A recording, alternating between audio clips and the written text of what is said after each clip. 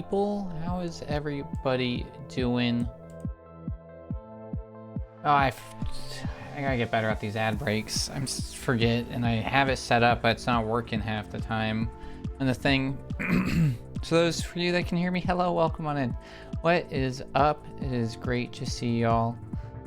I'm just taking a look at what's available. I think we will be watching Vivarium tomorrow, which is with Jesse Eisenberg. It's got a decent Rotten Tomatoes score, a bad IMDb score, and a bad Google score. So might be another week of bad movies, but that might be the plan for tomorrow. So if you guys are interested, you can always join the Discord, the Narwhal Pod, for monthly movie nights. And then Wept and everybody, just so that you're tracking. I do recognize that unfortunately when I originally planned the month or few weeks in which for us to get Elden Ring, I wasn't accounting for canceling or having to move a few streams. So since we did do that, I did extend it a week, so we have another week to meet that. We're currently at 76% of the way there. So I really do think we'll be able to do it, but for those who aren't tracking, since we're doing movie night tomorrow, I won't be streaming. Thursday I have a work function, so we won't be doing that. So the next stream that will be live is Sunday. So I just felt bad today being the last day when it's originally we were planning on having 3 or more days. So I did end up extending it because I also started late. Originally I wanted to do it for the whole month of August, and I built it, but I didn't realize I had to actually hit initiate and start. So then it was 3 weeks instead of a whole month. So this ends up making it fair, and it's a whole month. So we'll probably keep doing monthly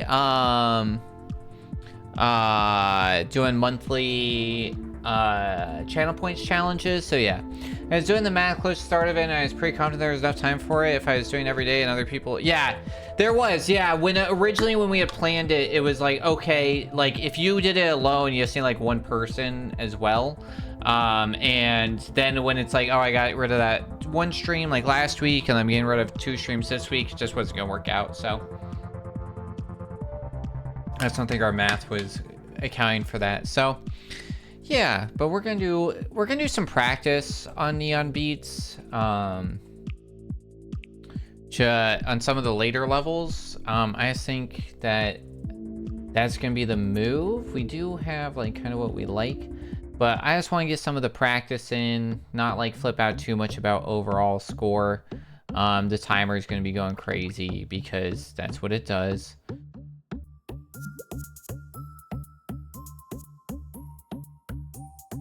Nope, that was really good. Okay. And we're going to keep doing some of the I like the all musics because I don't think right now I have not uploaded an all music notes. Time, I did upload our any percent time, so we're currently 8th in the world in this game, which isn't bad. It's middle of the pack, on any percent. So we'll take it. This is warm-ups, and this is why we warm up before us rolling right into it. I did upload our times as well for Wii Music for... Did I? No, I did not. I uploaded it for something else. What else did we play? Oh, I uploaded it for Twilight Princess. I uploaded the Pet Your Dog, and then I will be uploading the...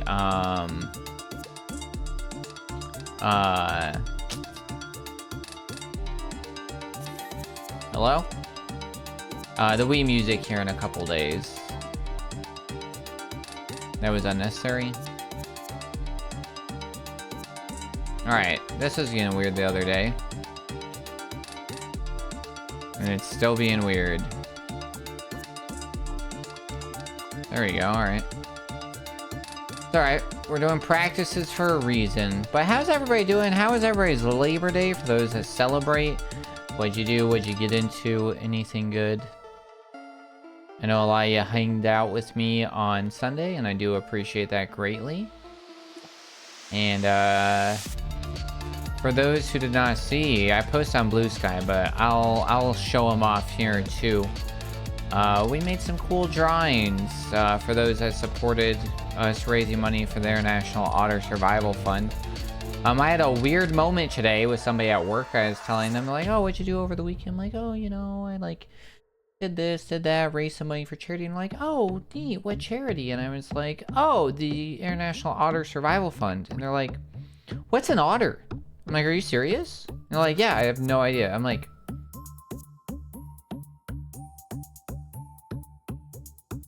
are otters not a common knowledge animal? Like, I get that, like, we learned a lot by, like, how many species of otters there are and stuff, but, like, to not know what an otter is at all? Insane. Nice dancing. Onyx, I don't know if you were here for stream on Sunday, but there is a onyxed otter, which onyx comes from the word, like, claw? Yeah. Somebody at work had no idea. This man did like, okay. And an onyx, spelled O-N-Y-X, is a type of otter that doesn't have claws, and they have like webbed feet. Like, not unexpected, but onyxed. Yeah. I was like, that's what we learned the other day, because like, oh god. What the heck is going on? Yeah, look it up. It's one of the species. Oh my goodness, dude. Why are we having so many issues with the shortcut? This is why we practice. Alright. Whoa.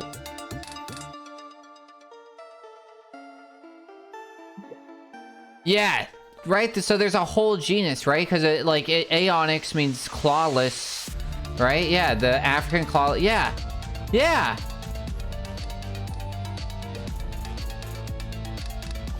I know, right? I was like, how crazy. Oh my god, can we really do that? Oh, sorry, I clicked. I got very excited and did the other thing. Yeah. Yeah, because we were on otter.org, which is the International Otter Survival Fund's official website, and they do a lot of education, and they had some stuff. They have a quiz that you can take called, what otter are you? So, yeah, check that out.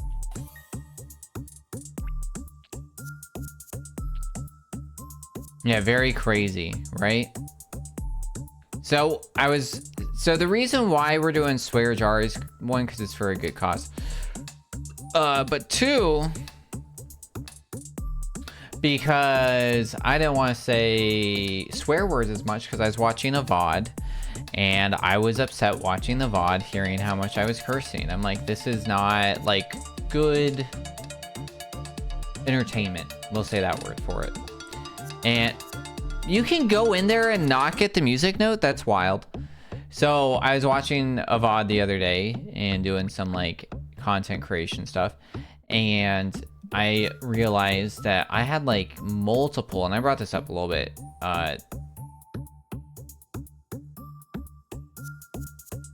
videos that was just like me every second or third word just being like so to help prevent that, to try and continuously make better content and in the support of more good causes and charity, now the swear jar will be not the one that's on screen. That one's only gonna be for swears, but the digital one will be in the chat. So anytime I am holding, like, it needs to be an elongated, it can't be like the, small ones. Like, anytime that I have not said anything but, for like a second or two is not cool for me. So we're gonna hold that accountable. So there is a new chat command, called, you can spell it with 1 to 3, M's. And hopefully that will help me, because we want to make better content. We want to make something enjoyable. I don't want people to like come into the stream and just be like, oh, I'm interested, and then it's just me going, you know what I mean? So that's the goal. And it's also just like help make me conscious more, because like I don't think I was really that conscientious, but conscience aware of how bad it was. Okay, what was that crazy thing? Did you... Okay, I guess we're not getting that shortcut. There's like a shortcut there that was insane. All right, that was 3 deaths. Let's get this until we get 0 deaths.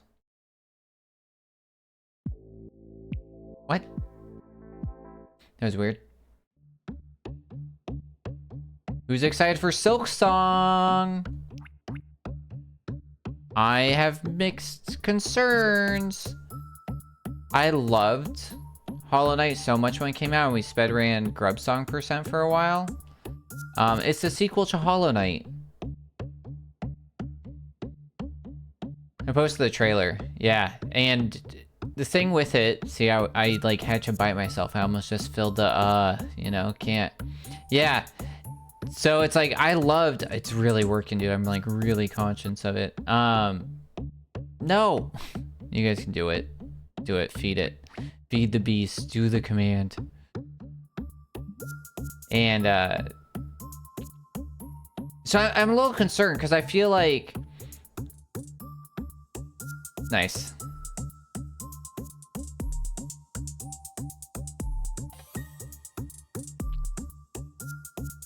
I feel like the game was...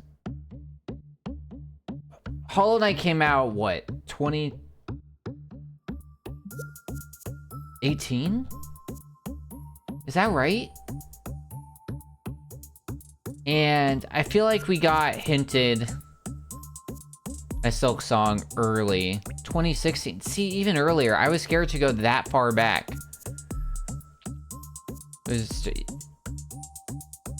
It was shortly after I had left Bahrain and moved to San Diego. So it had to have been between 2016 and 2020 for sure. And I know it was before I was streaming, which means that was before 2019. So I'm thinking that means that it's somewhere... It can't be 2016. Wait. What years do we vote? When do they take office? Because the voting's every 4 years on the even number, right? So it's like... Because it's in November of the even year, though, right? So it's like we just... So technically, like, Trump will be... didn't take office this time until 2025, right? January of this year. So... Yeah, like, that's what I'm saying, right? So it couldn't be, 16 if it was definitely during his term, because he didn't take office until January of 2017. So 2017, yeah, I think that's probably accurate, you know? We could definitely just Google this. So we're talking 8 years. I feel like it got hinted very shortly after the game dropped 8 years ago. And then it kind of became a thing of myth. February 20, wow, yeah, right after, like a month after.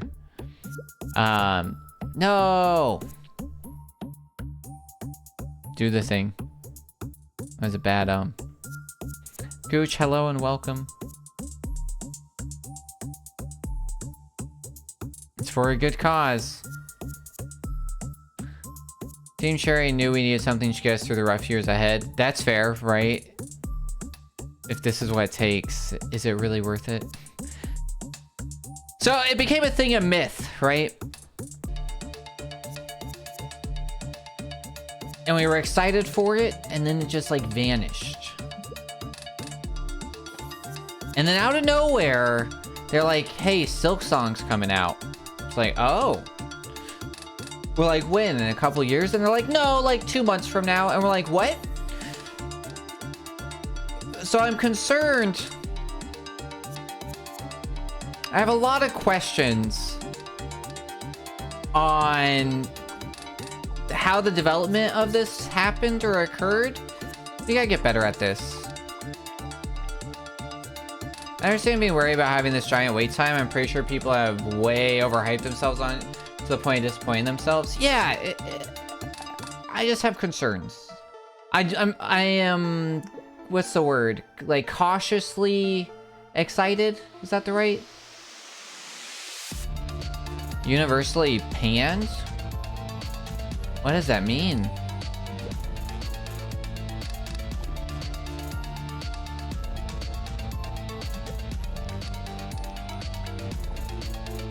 Like, widely unpopular. I don't know if I've ever heard something being called panned like that before.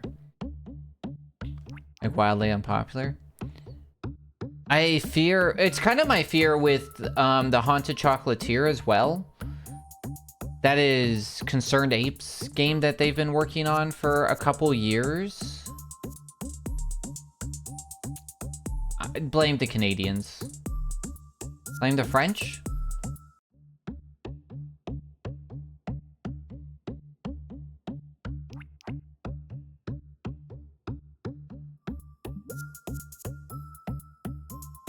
Make it? Okay, that was scary.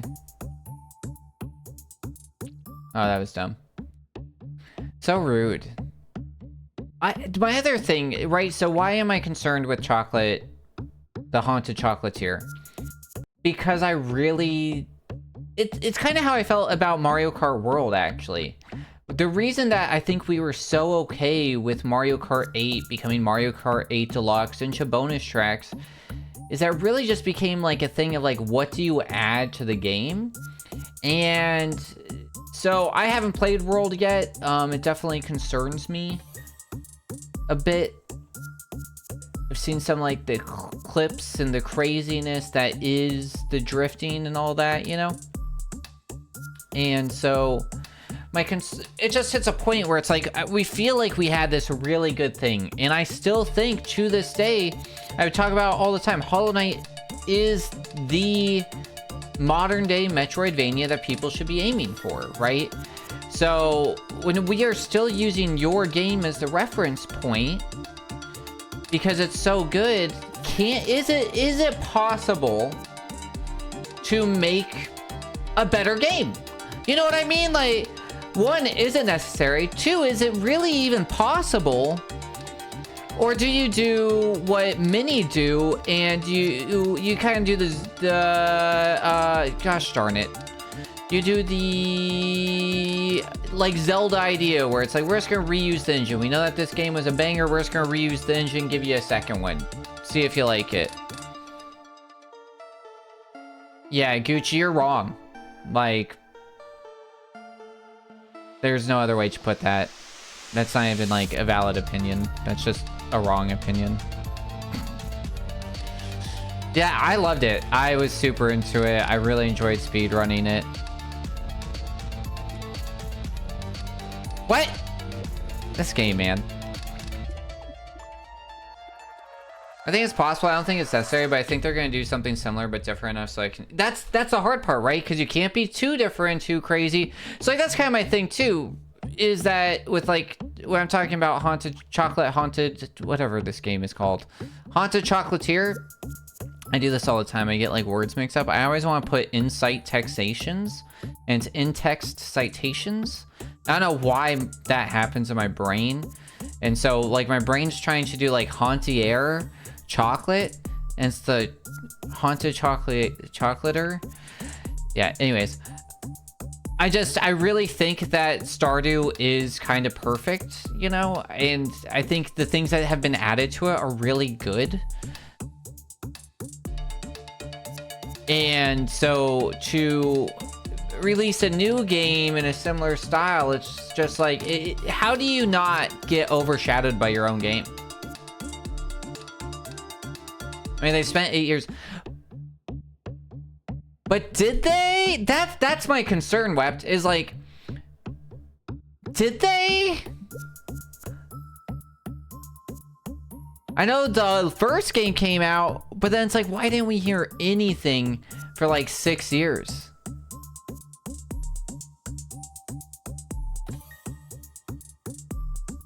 We got some updates. That's my other thing. Did it take 8 years in progress? Because then same thing with like Stardew, where it's like you have Concerned Ape releasing patches. Hollow Knight, I had 100%ed the year it came out. Minus one problem due to the Mac version where I couldn't open one chest. So I had 98% or whatever, right? But I don't want to count that one. That wasn't real.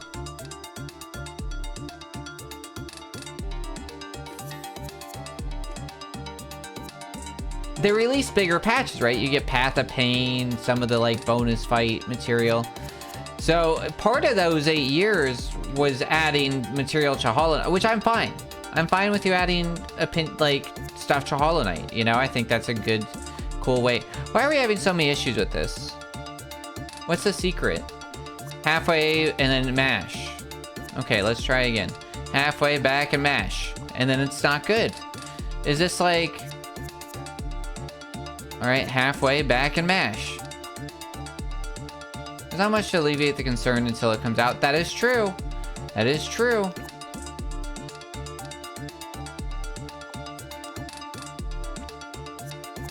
That was wild.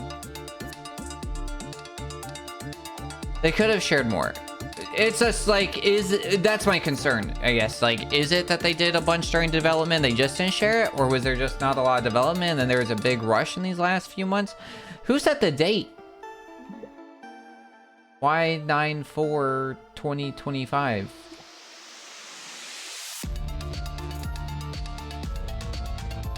So...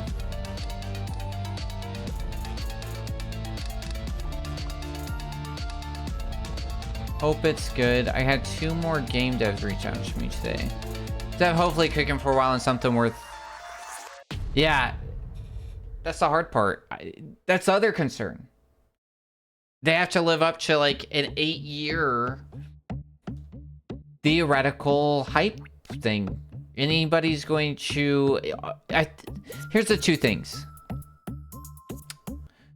I don't know, maybe I'm just being entirely... No, that's... Yeah, I'm cautiously optimistic. I think the other thing that they kind of end up screwing themselves in, which is going to be one of the hardest things for peer reception, is one, I don't think that the fans are going to be able to have the... What's like the word? The patience, maybe? Or the forgiveness of problems in this game, because they're going to say, well, I waited 8 years for this, so it should be better, you know? I think that's scary. I think there was something else with that too. Oh, the other thing is not only is it they have to live up to the feelings that we think we feel for Hollow Knight. We might not be accurately remembering our first experience of Hollow Knight. We've just been so evaded by society and into the fact of like, this is what we're supposed to feel. You know what I mean?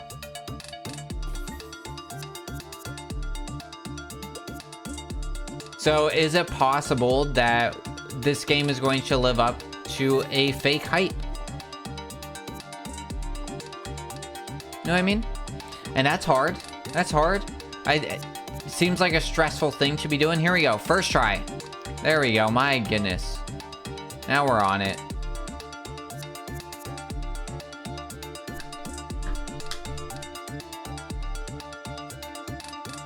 I can't jump one-handed. I could. I was better. Just, I think I need to use my right hand. If I do a one-handed challenge. Oops. Well, that's what happens. Alright, here we go. Oh, messed it up. Oh, messed it up again. Messed it up. Hold on, we got this.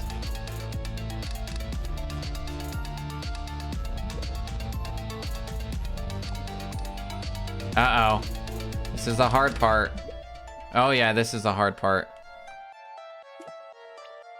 Oh yeah. I have faith in me. Hold on, we're gonna do this for no good reason except... Oh, whoa! Okay, never mind. Alright.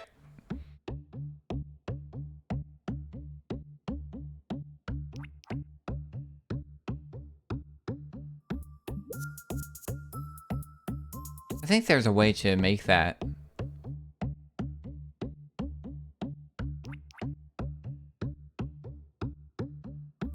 I don't know if falling or jumping there was better. Maybe it was. I have concerns.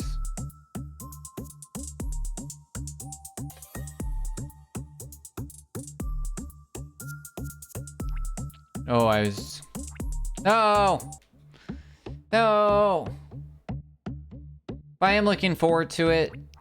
We are playing... What's her name? Not Needle. Oh, okay. It was not indeed faster. Was it Needle? Because in Hollow Knight, you play as the Vessel.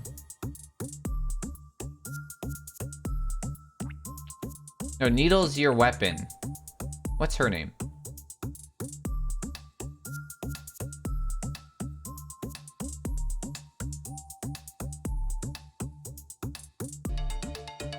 Nail is the weapon, yeah. Hornet, yeah. There we go.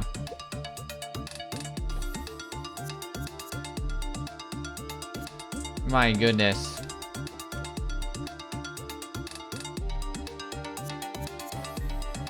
Her weapon is the needle. Right. Yes.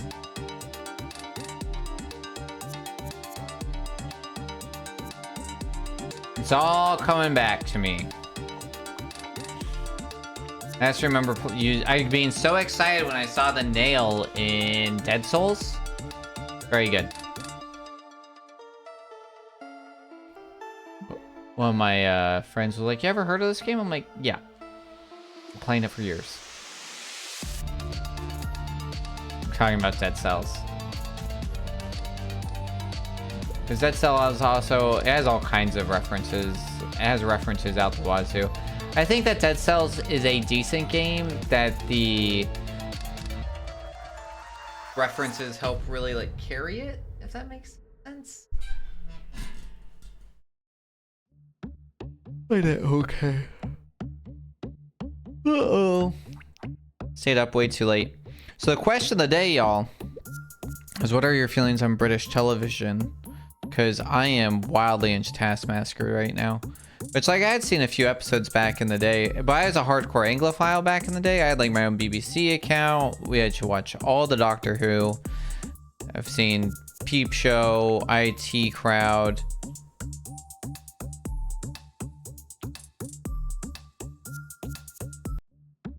A few others I'm trying to, like, remember. Doctor Who still holds up 100%. IT Crowd is goated. Yeah, too bad that the creator's anti-trans douche. Yeah, I think that's the natural progression, Gooch. Everybody kind of like goes in and out with Doctor Who.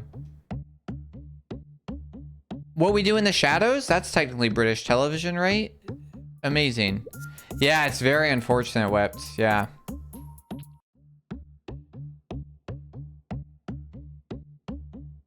It's also very confusing with some of like the reigns. Yeah, after I learned that about Green, yeah. Yeah. You kind of like look back and you're like, yeah. It's a little weird. What We Do in the Shadows is filmed in Canada, but all the actors are British? Who's their showrunner? But the original movie is what? And technically is new. Oh, okay. Yeah.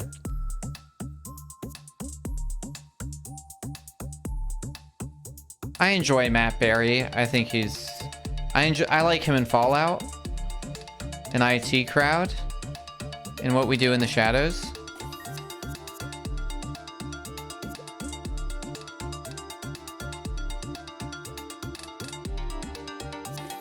Uh oh. I'm going to do that.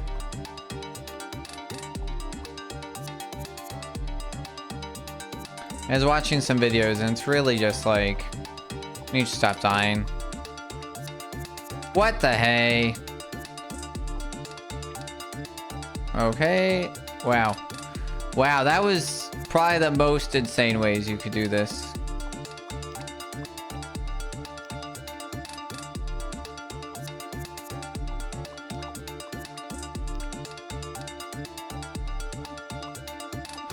Oh my goodness. Oh, okay. You know what they say about insanity, right? That was wild. It should not happen like that.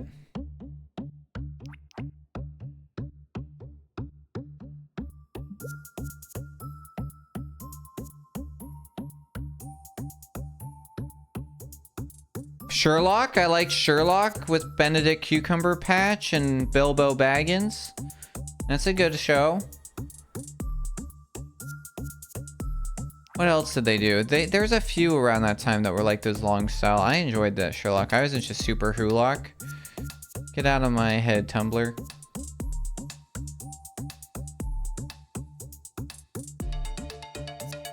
Sci-Fi used to do those series like that too, and I really enjoyed them.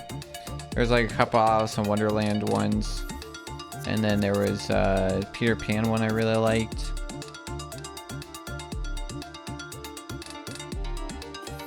Dollhouse. I have not seen Dollhouse.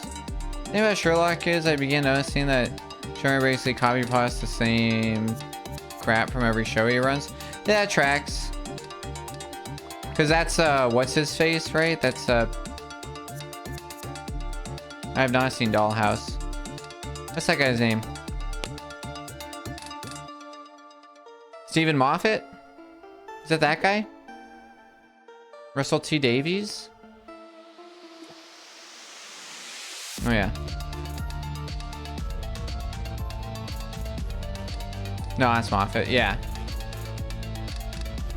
Russell T Davies is season 1 of who? Oh, season 1. Yeah, with Christopher Eccleston. Moffat is correct. Yeah, I was gonna say that makes more sense. Yeah, Moffat kind of goes crazy. I don't really like the Centurion arch of Moffat. I don't really like the up until Matt Smith. Interesting. Okay, yeah. I like Matt Smith as the Doctor. I just don't love Rory and what's her face. And I do like Karen Gillian. Like, I like her, but I do think that I do have like, I don't love that arc, you know?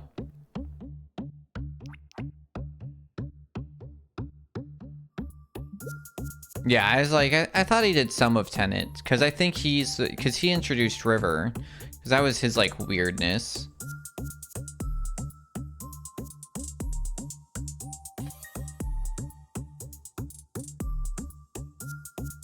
And I liked how that started, but then didn't love how it ended.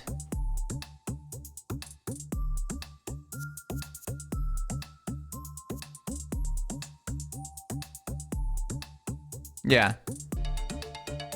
I mean, so does, what's his face?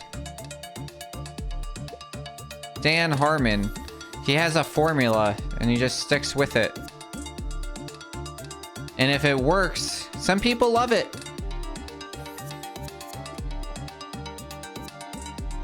But yeah, the Moriarty thing became the Missy Master. It's more acceptable in the comedies. Yeah, I don't know. I get tired of it. It's like okay for a little bit. I think Dan Harmon's an absolute piece of crap. And that his writing is boring, mostly. And that he's too close-minded, sticks to his little comfortable Harmon circle of proper storytelling.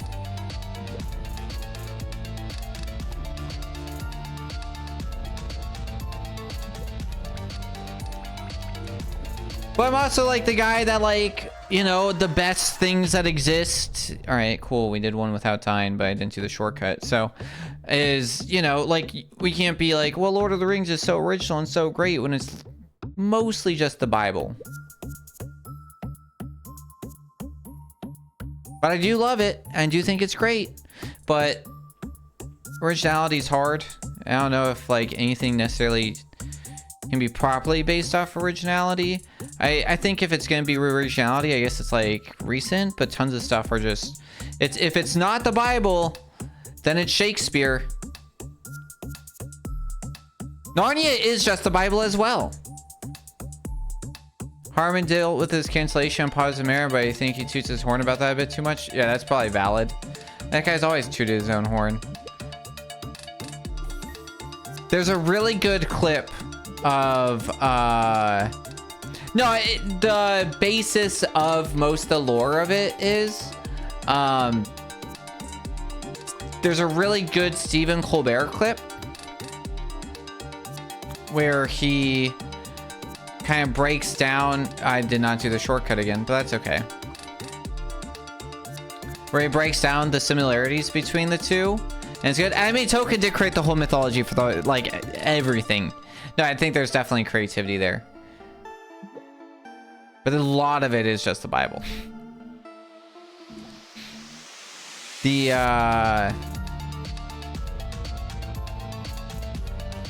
Because the Mora people are just angels, and the Balrogs are angels that have fallen, so they're like demons, like Lucifer.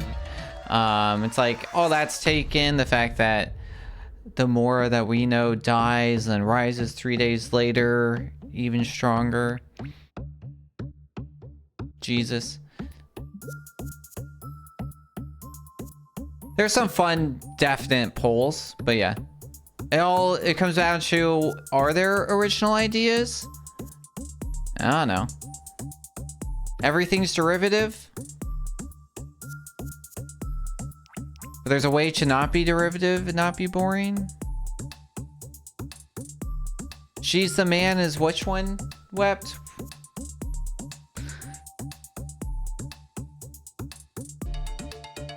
Taming of a Shrew?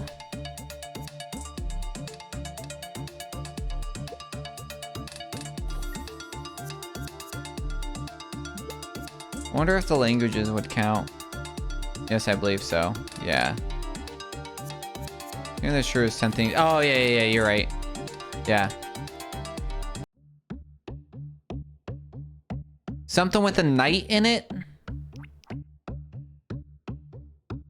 Florence Nightingale is the woman that invented penicillin and germ theory. Is that accurate?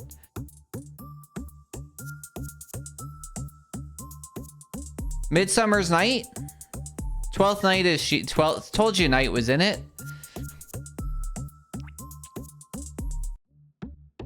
Let's get in there. Yeah.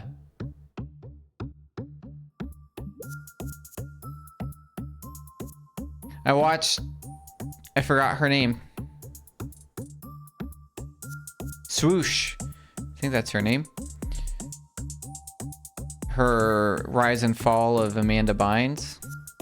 Very interesting. That girl was going crazy on Twitter and I had no idea.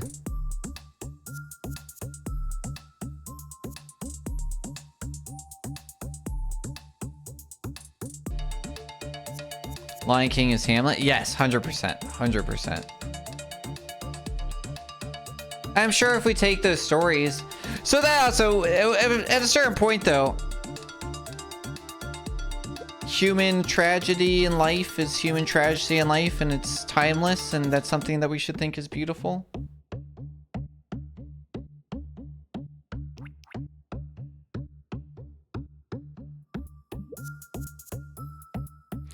Did you guys see the new Lion King movie, the live action one?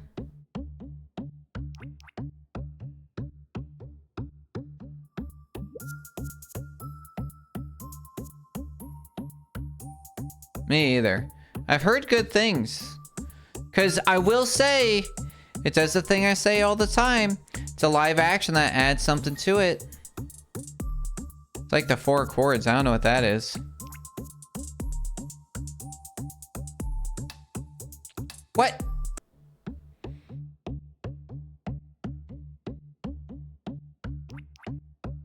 Oh, the 4 chord song. Yes. Yes, 100%. And the reason that those are mostly protected because is in recent time is thanks to Ed Sheeran actually, because he took it to court because they tried to get him on something else and they end up winning because he's like, it's very unfair to say that my chord progression is the same as theirs just because people hear the same thing. West Side Story is Romeo and Juliet. True, true, true.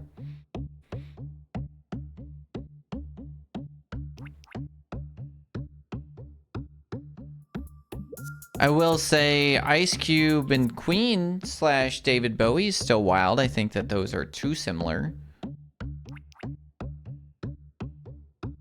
I think people, while I do like Olivia Rodrigo, I do find most of her music extremely derivative. You can definitely tell, like, who her inspiration is for some of her songs. I do think it's insane that that one song of hers, everyone's like, you owe Paramore music money. It was like, just because it sounds like a Paramore song doesn't mean that it ripped off a Paramore song or that uses that same rhythm and pattern recognition. It's hard. So I really like all the Shakespeare. Don't mean to keep reading. No, you're good. You're good. Keep naming them. They're very good. I do think that R&J may be one of the best Romeo and Juliet adaptations. There's just something that I love about our boy just talking Shakespearean with a gun. It is charming. What's that guy's name? DiCaprio. Jorge DiCaprio. Oh, geez.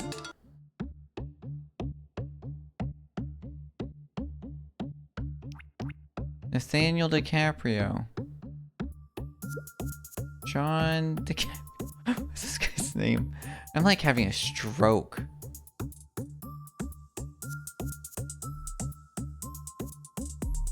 Could you imagine? That'd be traumatizing for everybody. I'm sure it's happened.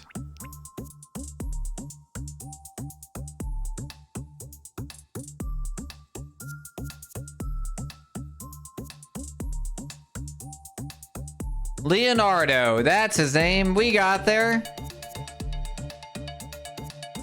My goodness. And I know I sound like I might be being sarcastic. Why do I keep missing that jump? I'm being very sincere. I do actually enjoy R&J.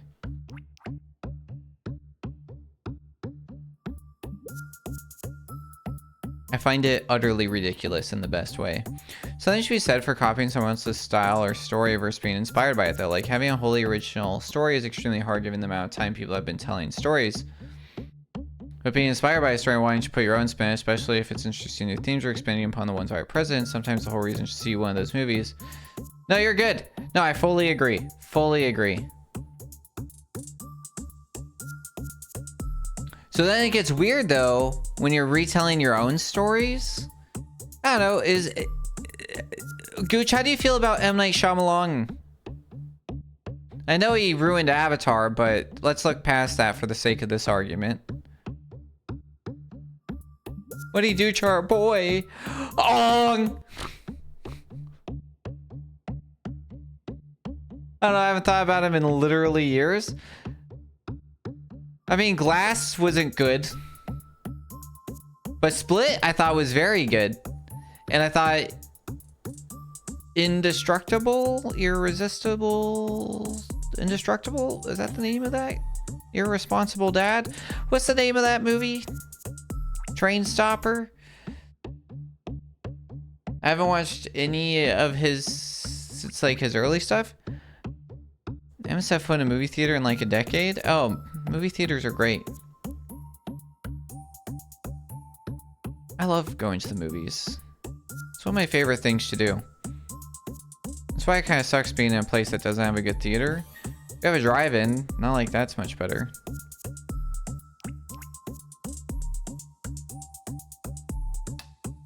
But M. Night has a definite, like, rhythm to all of his stuff.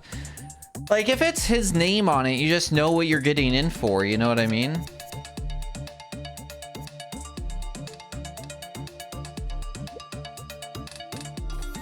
And that's kind of annoying.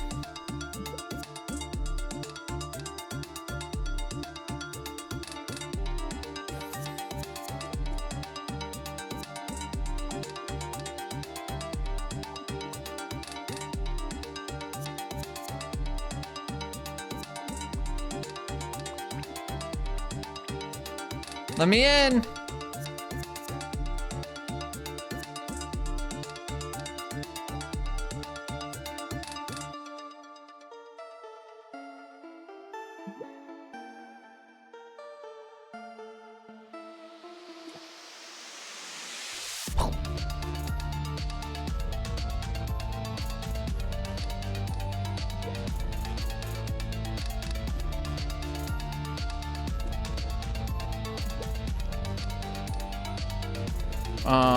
Excuse me? Excuse me. That was so rude. So rude. Beyond belief rude. Also, don't forget, I don't know if y'all were here, I did end up extending the Elden Ring challenge by a week. By like half a week. By 5 days. Just thought we would have at least a couple more streams in there. I might do it again. I was doing like quick math. Just since I wasn't planning on oh yeah, we did one over on YouTube. That's how we like missed another one. Because we have 3 less streams than I was originally planning. I'm sorry. What just happened? What? Excuse me. Excuse me. Sir. Sir. What was that? You all saw me just clip through that floor, right?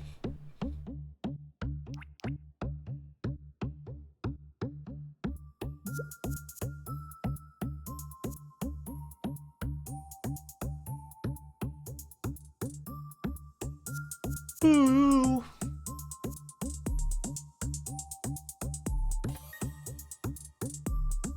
Wonder if we can make it all the way. Go, go, go!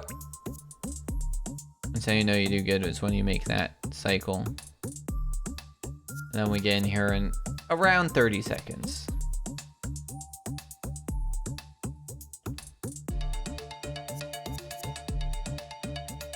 Alright, what's the next thing that we miss?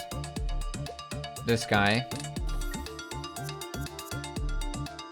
That jump. This jump. And then the next one after this. That was wild. No, my goodness. That was slow. Because we should be in here 59 seconds is our goal. So we are 7 seconds behind from that mistake. One year, our neighbors we used to a really big Halloween party every year, and they like made the local newspaper every year because of their haunted house. And my neighbor, like, he was the guy who would chase kids down the block with a chainsaw without the chain. And one year, his wife and a bunch of her friends, they always did group costume contests. And one year, his wife and her friends, I think it was the wife, they all did like beauty pageant winners, you know, like Miss America and stuff. But instead of Miss America and like Miss France, it was like mistaken, misunderstood. And I thought that was very clever.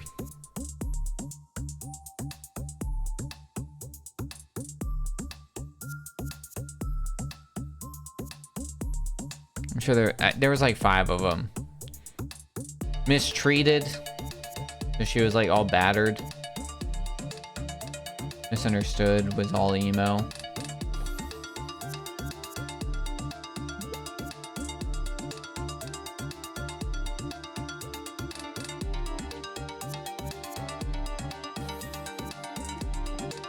It was quite unfortunate.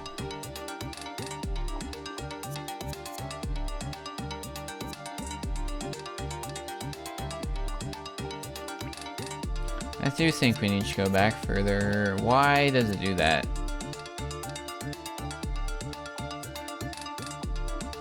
Yeah, for whatever reason.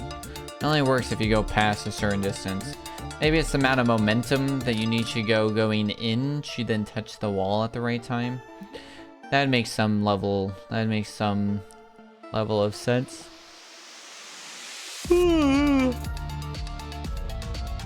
Sorry, y'all. I drank like half a thing of energy too. Maybe that'd get me more up, but here I am. Alright, are we done with level 4? I'm kind of sick of level 4. I don't want to see it anymore. Let's look at level 5.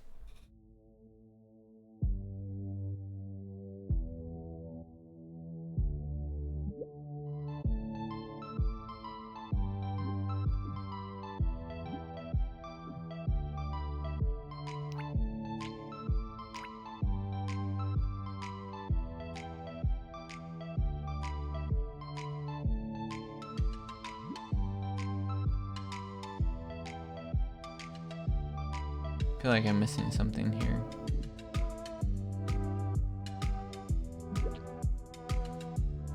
Uh-oh. Somehow I missed the jump.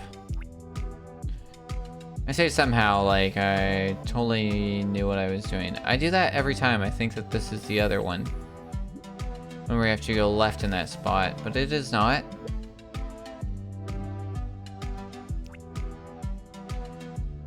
The current record holder for this doesn't even have the first trick. I find that absolutely bizarro.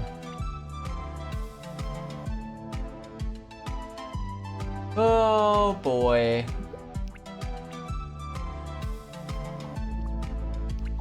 No, not this again.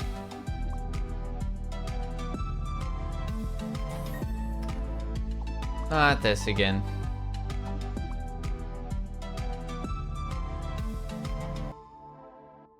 Uh-oh.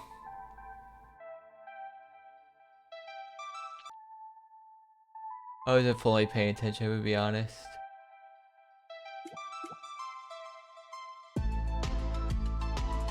Oh, man.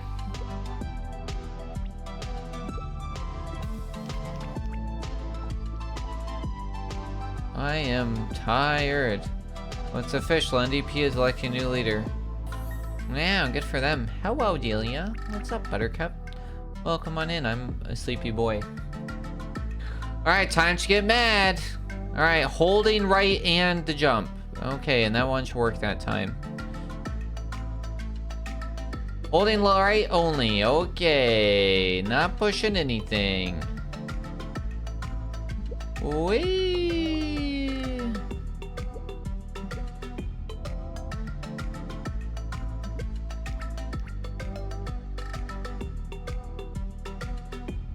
So tired today? I feel it, dude. I set out to do goals today at work. I'm gonna be honest. It may have been ambitious. No! No! No!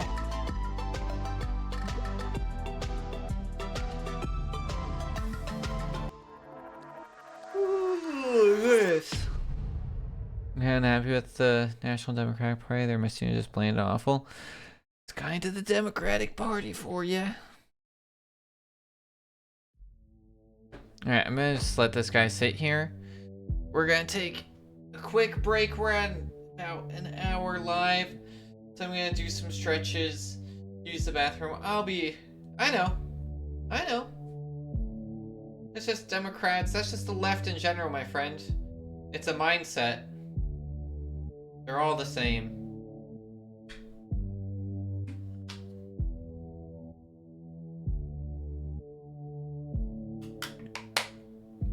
All the politicians are the same. Just how awful are you willing to go? But yeah, we're gonna take a quick couple minute break. See y'all soon.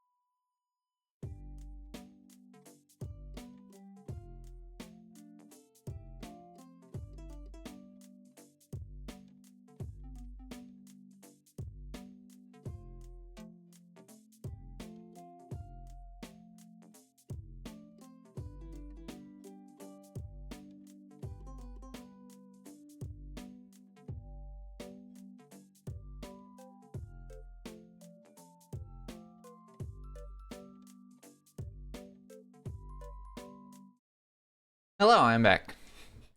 Oh, my knees hurt. All right. Here we go. What is this?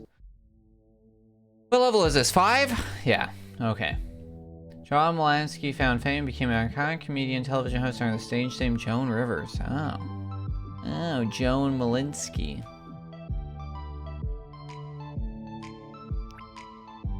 I feel like waiting there is bad. I feel like waiting anytime in a speedrun feels bad. Even that wait there where we're waiting for the gravity to turn around for us.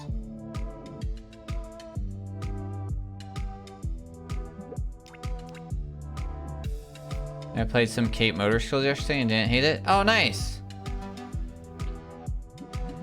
I saw that new hack you dropped in Society.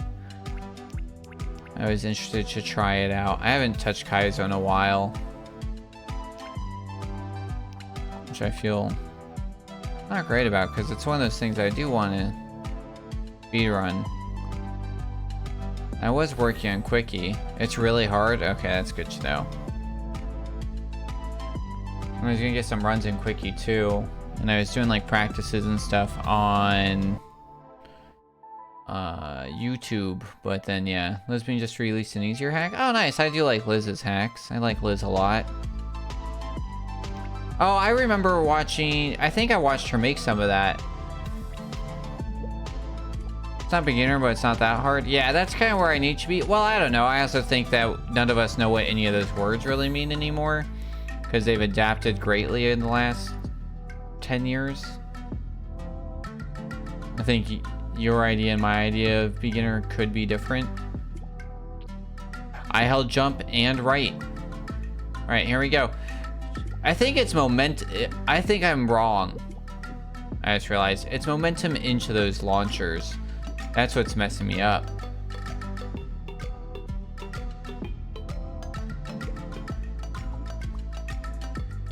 Because like I know I've downloaded stuff on SMW Central before, and that's like intermediate, and it's been extremely difficult. And intermediate stuff that's been easy, and it's definitely, I've seen stuff that people play all the time that is like, this was beginner when it was definitely released, but now beginner's gone easier, and intermediate's gone easier.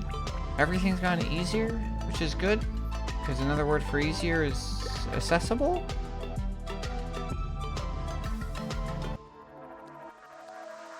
Got a link? Nice. Yeah. Yeah, definitely. Especially if it's Liz's.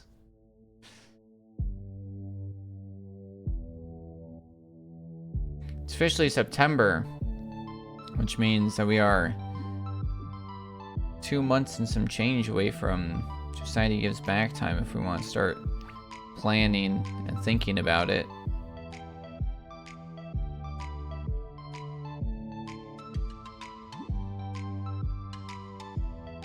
Making my new OneNote page. Ooh, nice. Green Day and Earth, Wind, and Fire.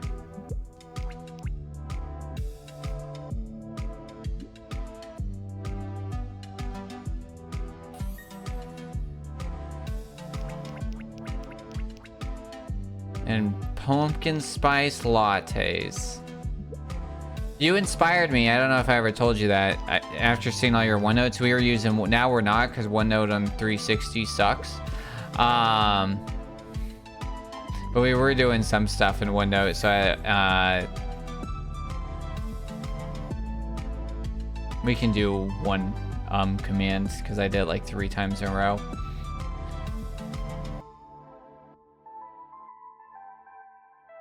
Not for my own calendar though, so we brief and we use OneNote for a brief to like present information instead of like a slideshow. And it's kind of nice because like everybody can update it at the same time. But now with OneNote gets really weird because it like tries to double sync now. It's strange. So we end up moving away from OneNote for our thing. And I haven't had like the chance to go and figure out what we're using now. I think we're just like using a doc, or we are using OneNote. I don't know. It just looks weird. 360 apps just look strange. And so, but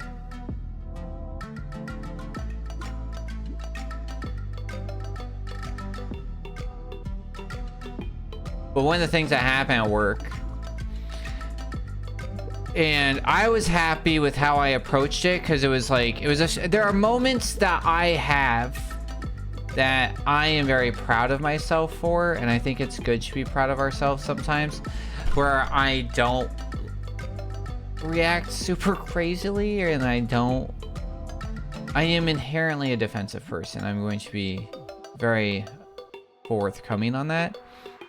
I do not do great with most criticism, to be honest. Especially when it's unwelcome.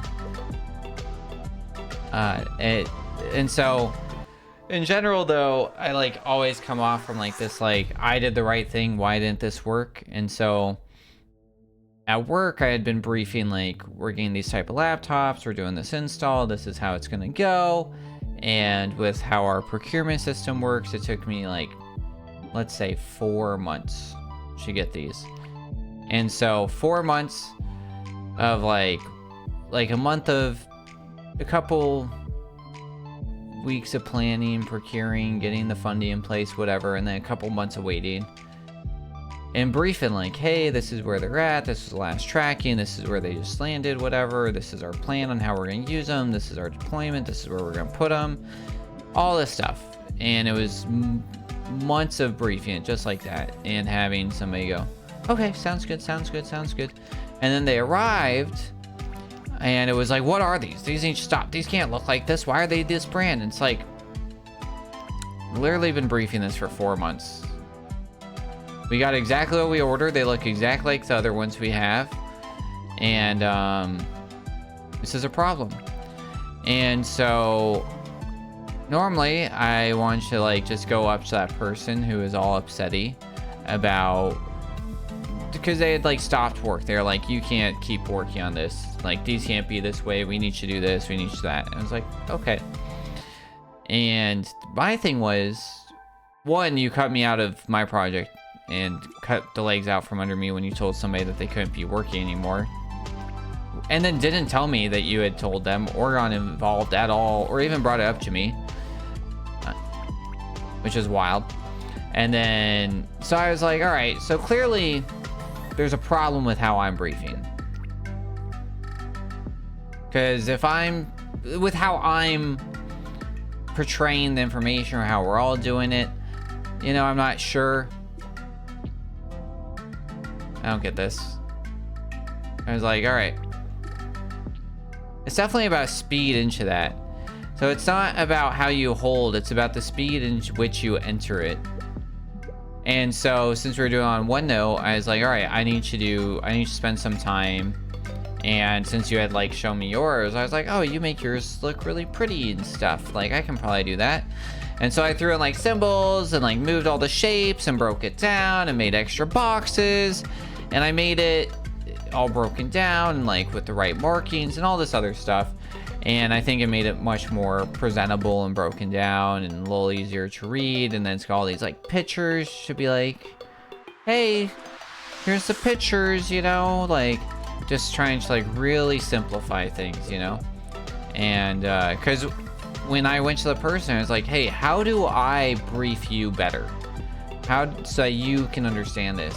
And the response was, oh, you did nothing wrong. I need to pay more attention to. And it's like, I don't really buy off on that because I don't foresee you making that change. So it's like, how do I'm willing to change. I am actively telling you that I am willing to change to fit what you need. You do not seem like that. And like, I thought it was like a good moment. Ended up mostly being, not anyways. I think it helped a little bit, but now they just like, the only thing that they wait for every week is not the information I brief, but the meme that I put in it to try and keep like some sort of pace. So it's like, I don't know if this is a win, but it looks nice. So appreciate you for showing me what OneNote was capable of.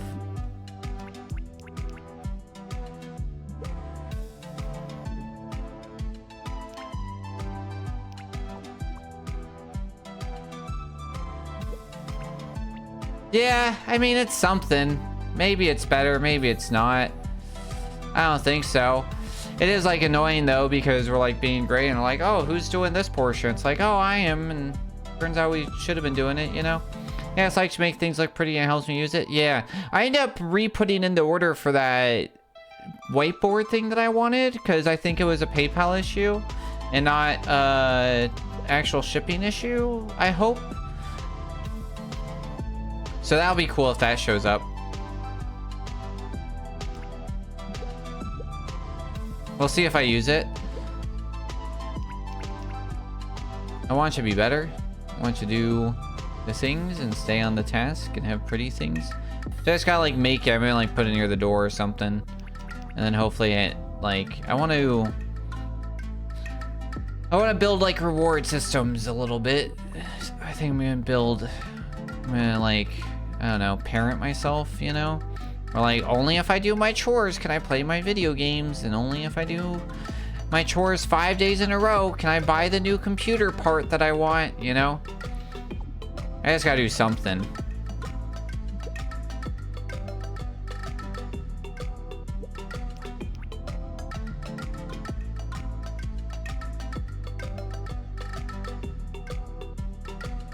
But should be helpful indeed.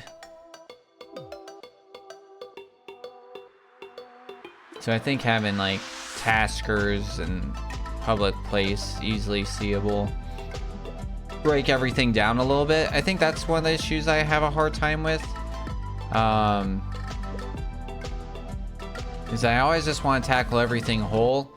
And so I look at everything as this like giant, massive, unaccomplishable thing, and then it grows more and more and gets worse and worse. And really what needs to happen is I need to be like, well, if I just did like a little bit of this every day, it wouldn't be so overwhelming. And so I'm hoping, that's kind of like the thing that I'm hoping. I really feel like I can do that faster to make that first cycle. Just not sure quite how. So where do we think we can maybe save some time? I don't know. I feel like we're just like, ooh. Okay, that was nice. Maybe not. It might not be possible. We're not losing time doing that. I don't know if there's a secret there. I feel like there's probably some type of weird glitch thing that we can do.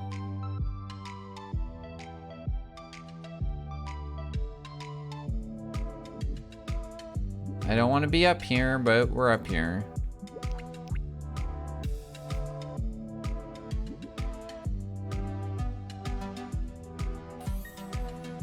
That's the one death that's acceptable. Yeah, I hope it helps too. It should be good.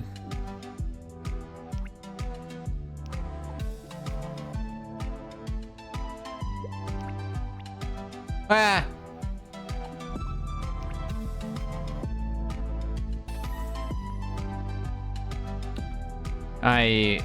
One of the things about me, and I think it does well stream-wise, is that I have been told a few times in the last couple months that I should start a podcast, which I've thought about and started.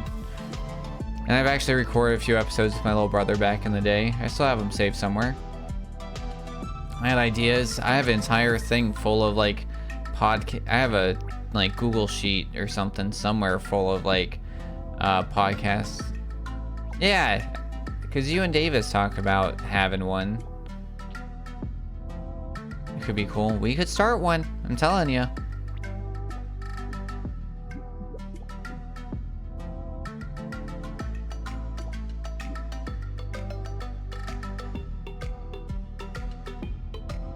I don't talk to many people about it. Yeah, which one you got?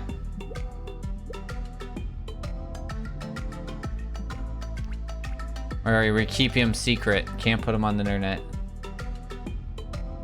Yeah, I think that's my bigger problem, is just like, I do think there needs to be some sort of, can't share my ideas publicly. Yeah. There does need to be some sort of theming a bit on them. Part of me kind of just wants to start. One of the things that I did like about Chocolate Podcast was like his book review ones where he was like reading and talking about. And so I think that'd be kind of nice to do like, just like a book review kind of thing. Because I constantly want to start like a book club and talk about books, but it's hard. I thought about starting on the server a few times, but for me, pacing of books is kind of difficult. So I think to be like, oh, we're gonna read one book this month, like I'd have to do the whole book or nothing. I don't think I could be like, we're just gonna read 3 chapters or whatever, you know what I mean?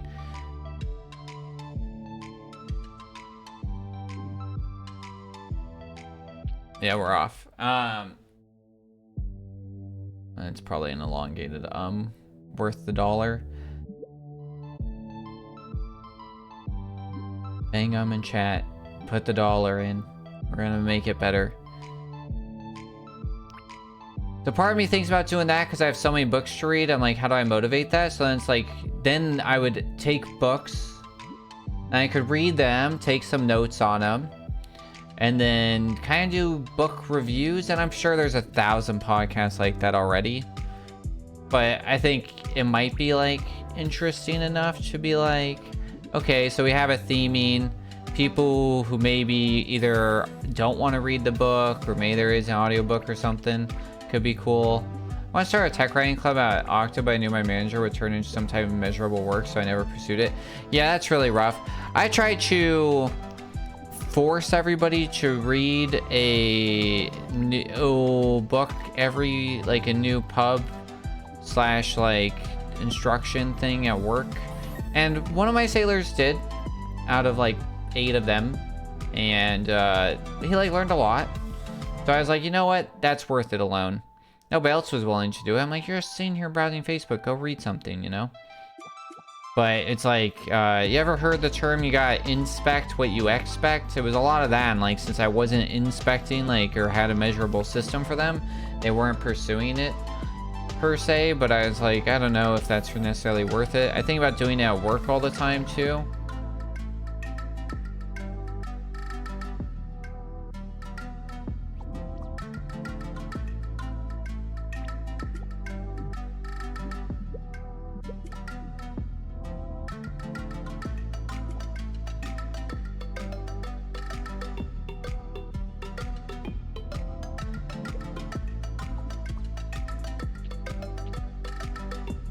Unfortunately, I'm like at the level where I don't think I really can suggest things, you know, because my suggestions are not taken as suggestions, they're taken as direct. So it's like it needs to naturally occur kind of thing. Plus, I also know if I want to put the effort into that. I think it could be fun.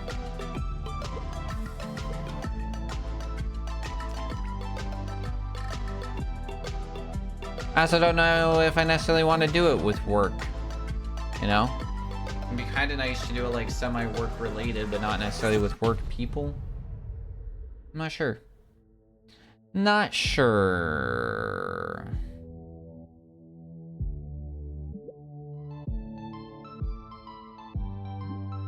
Yeah, because the one that me and my little brother did was basically just, we had like a bunch of ideas, but it was just going to be like a general podcast. And like, there are general podcasters that I don't necessarily listen to, but I do see a lot of their like clips and stuff from the YouTube side. I do enjoy those. That was kind of like the hope and the idea.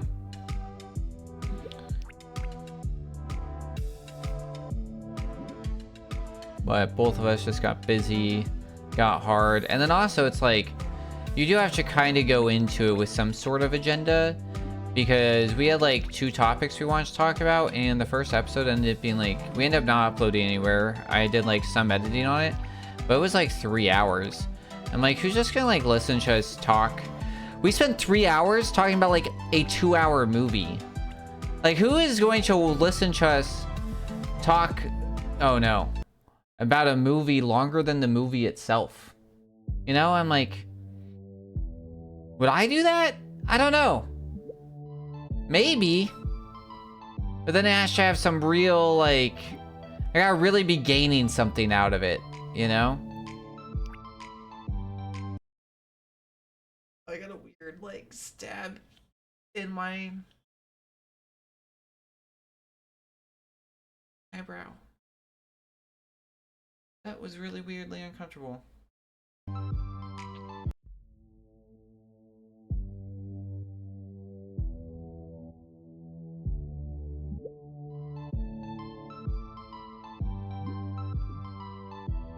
But yeah, the reason that that usually comes up in like me and podcasting or whatever, and why I think that this works okay, is because of my ability just to like not answer a question with a yes, no, and like having a deep want for a full understanding, I guess you could say.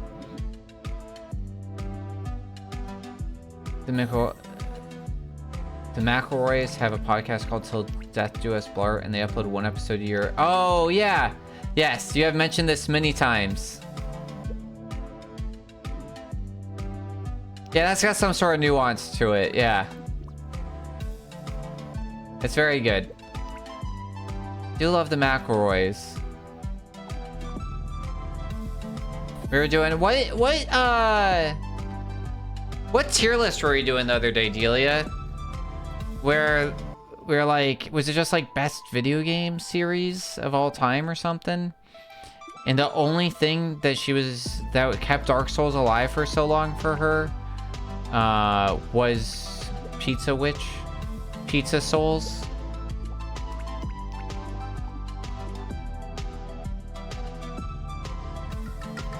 Yeah, video game franchises. Or yeah, it was not a tier list, but a bracket.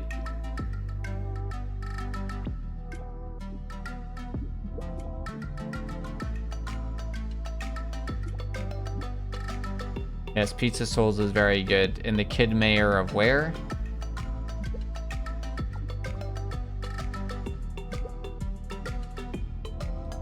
Tiltify gave me some more info, so I updated our article on them and let them know. The Boy Mayor of Second Life, yes, your other favorite.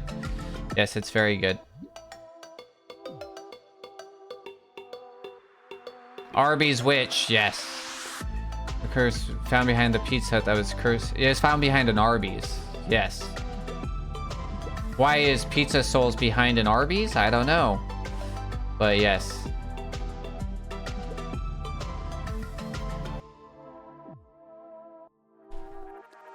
Been so long, man. No, I know. We just quote it all the time.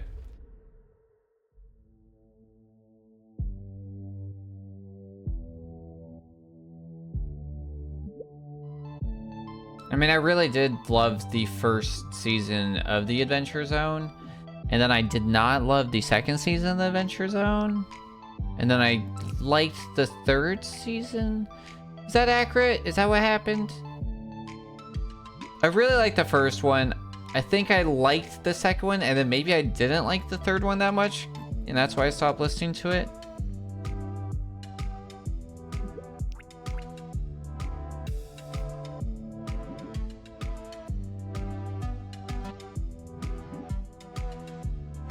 Bad death.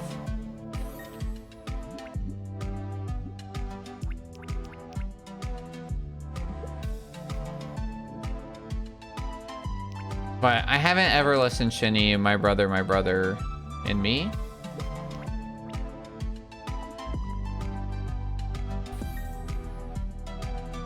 Let me in.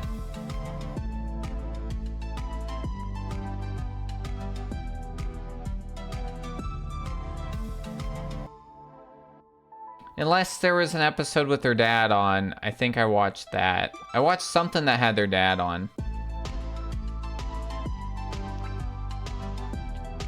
My Brother and Me used to be a fave. I haven't listened in a hot minute. Yeah, very fair. Hold on, let me... I don't know if you saw this, Julia. I got a Google, or I got an email notification about it, and I want to read this out loud to you. Speaking about... Yeah, Wep loved it. Wow, 3 years. Yeah, that's wild. I feel like every time we would hang out, you were talking about your latest episode. You were very, very into it. That's all I'm trying to say with that.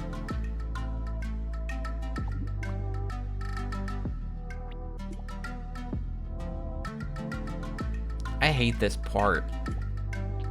I hate this part.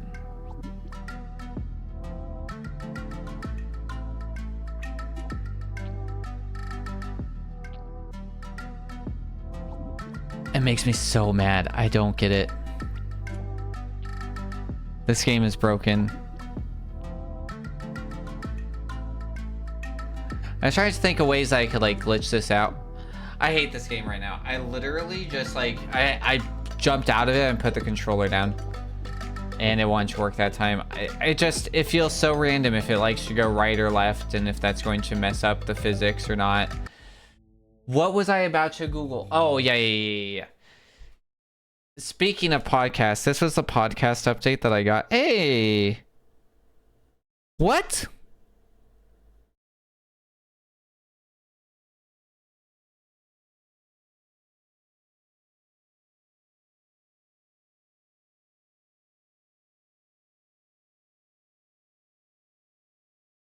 Wow. That's annoying. My one of my speedruns got rejected because I uploaded like the full VOD, and I had a timestamp with it, and like the timestamp would have been helpful if it was a few minutes in, but yours is at 2 hours, and it's like, yeah, so you found it. It's a 3-minute speedrun. So you know exactly where it is and you've rejected it? It's timestamped in the video that's uploaded. I know for a fact it is. So, and I know there's no way that you found it, like, right? Because it's, yeah, whatever, we're doing this, yeah. Your 3-minute 8 run in this category has been rejected. Reason: the VOD you submit contains multiple speed runs, and then when you watch highlight starts roughly 2 hours, 19 minutes in. That is true.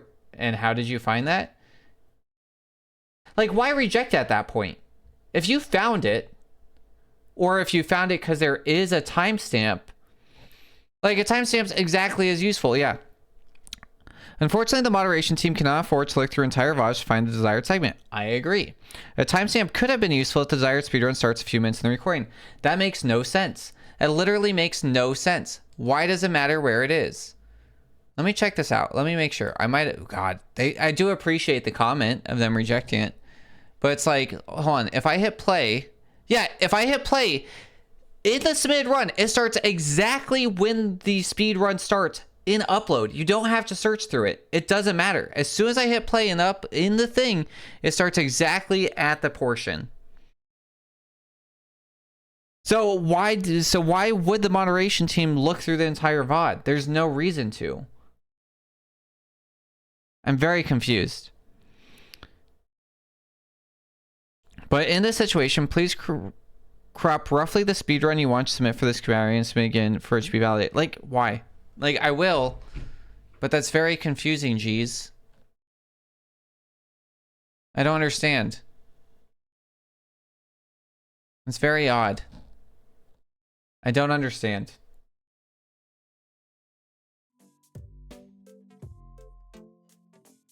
All right. Sorry, I got that email while looking at this other email I want to show you. I never think to link a whole VOD personally. I always crop runs out.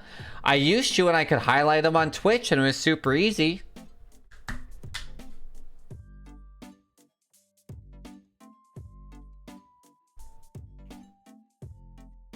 No, it's a YouTube VOD. It's uploaded to my VOD channel on YouTube, so it's the entire VOD.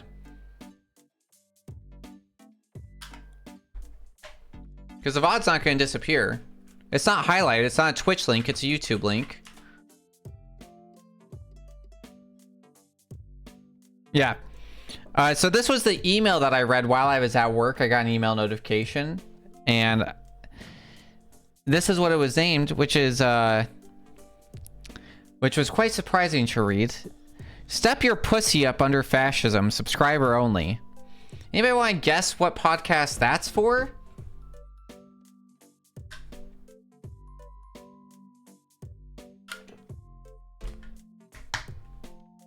Also, seems like a weird wording. Huh? Huh? It's not on my work email. It's on my regular email. It is connected to the podcast I am a subscriber of. On Patreon, which just renewed. You gotta add.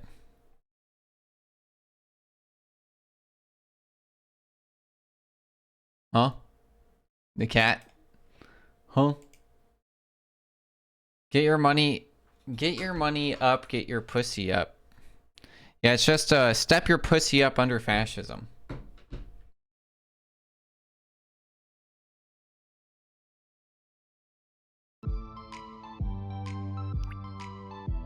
Yeah, that was for the 5-4 podcast, the podcast on why the U.S. Supreme Court sucks.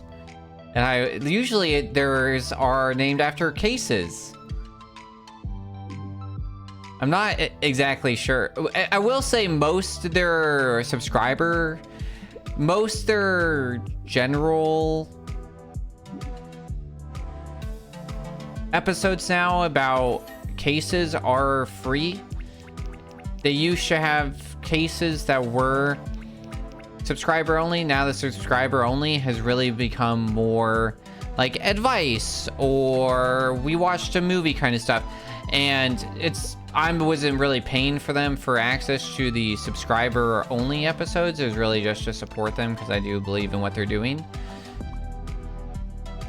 And so I don't know. I'm sure it's like based on a movie or something, or just some type of movement that I'm not in tune with. But it was definitely like, because that is the subject line of the email.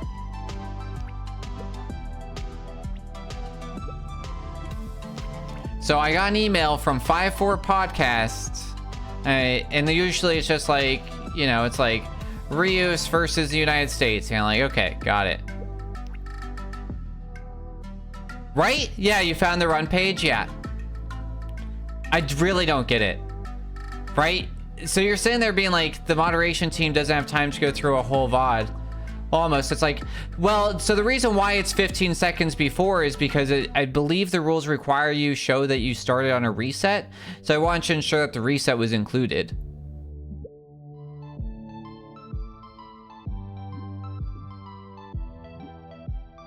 But even then, 15 seconds, I'm not asking you to go through a 3-hour video. That's insane. Like, I'm very, very confused. I see, and then that proves it, right? You're a random person on speedrun who just like pulled up. I moderate for like, I wouldn't submit it like that, but the reason is kind of invalid. That's my point. Yeah, that's just a preference thing.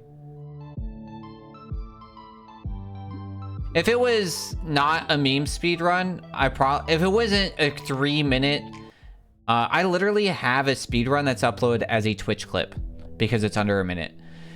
It's a 3-minute run. I didn't see, it would have taken me more time probably it would have taken my computer more time to process that video, uploading it, cutting it, and then producing it, and then uploading it.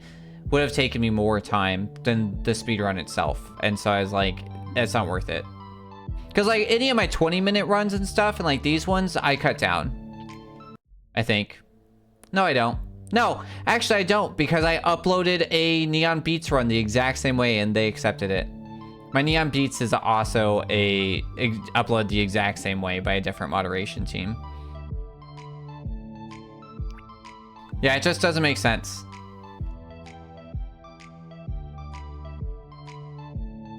I don't understand why you would go through my 3-hour VOD.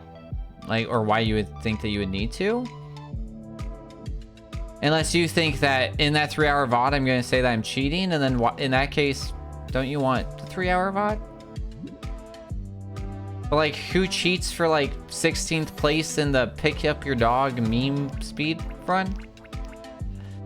I don't know, very weird. Very weird.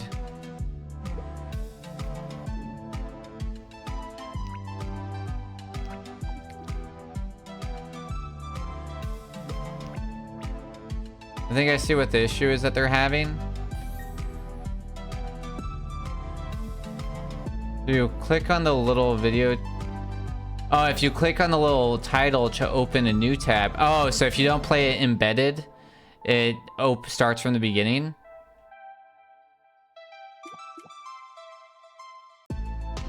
Interesting. So then that answers the question then. One, why even mention having a time cut in there in general?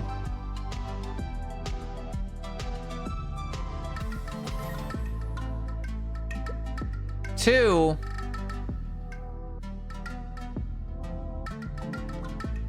I forgot what the other thing I was going to say about that was. I hate this part.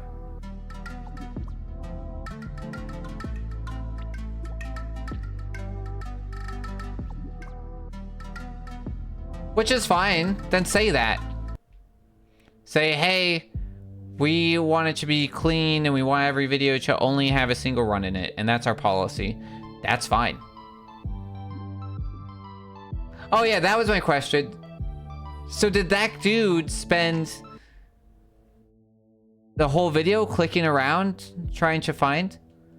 They did say that just on the same words. Those words have meaning.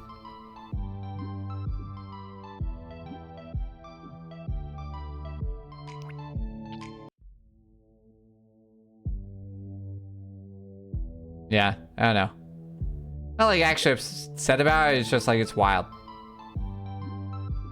I think you're picking nits if you're gonna go after them for that. They're picking nits for going after me for that.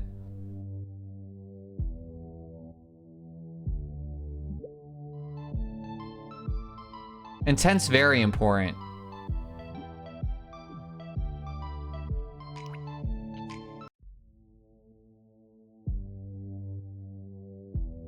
So you're telling me that this dude clicked around. Well, then why even bring it up? That's my point. You're saying that they probably didn't realize, but then they said that you can do that. Like, why bring it up at all?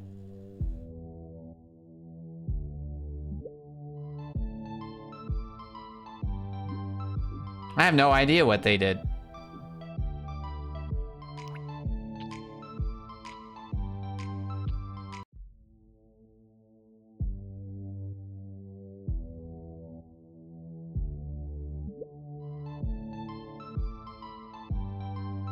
Yeah, I don't know. Maybe that's what happened.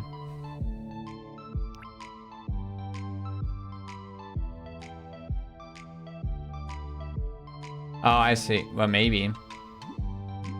I don't know. Now I think we're both just trying to figure out what these guys meant.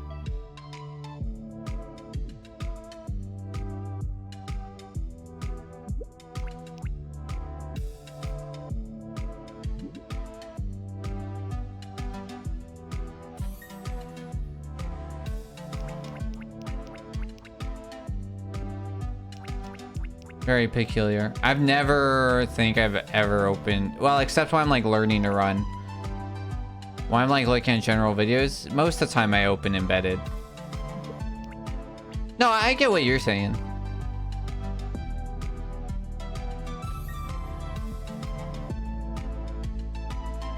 I don't know what they did. It's all speculation.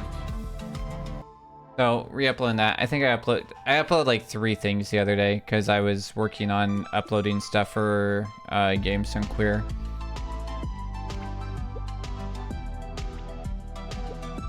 And I was like, man, I have not ran anything. It looks like I've been completely vacant on running stuff for like 3 months. And we've definitely done stuff. I just have not remembered to upload it to speedrun. And so I was like, let me at least get my Neon Beats time in there. One of them. I didn't do the other one because that's like last place right now for this category. It's like second from last. And I wanted to get a few more runs in before doing that. I really don't like that we were rating there, but I think you even do it in the world record, but I like not to.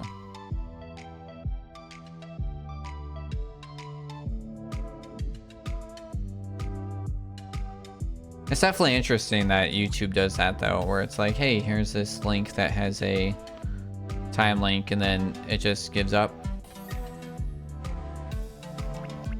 I feel like it's supposed to do that because I know if I like watch an embedded video and then I click on the YouTube, it usually continues where I started, but maybe not if you do it like straight off.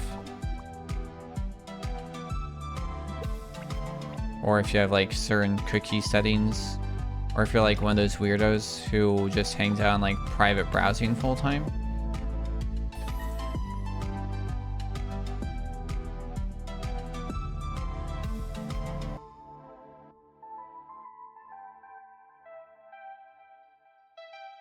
I know those psychopaths. Yeah. I don't think so. Maybe. It did say cut it. So, I guess I'm cutting it later. Like I said, I don't do well with criticism. I'm a naturally defensive person.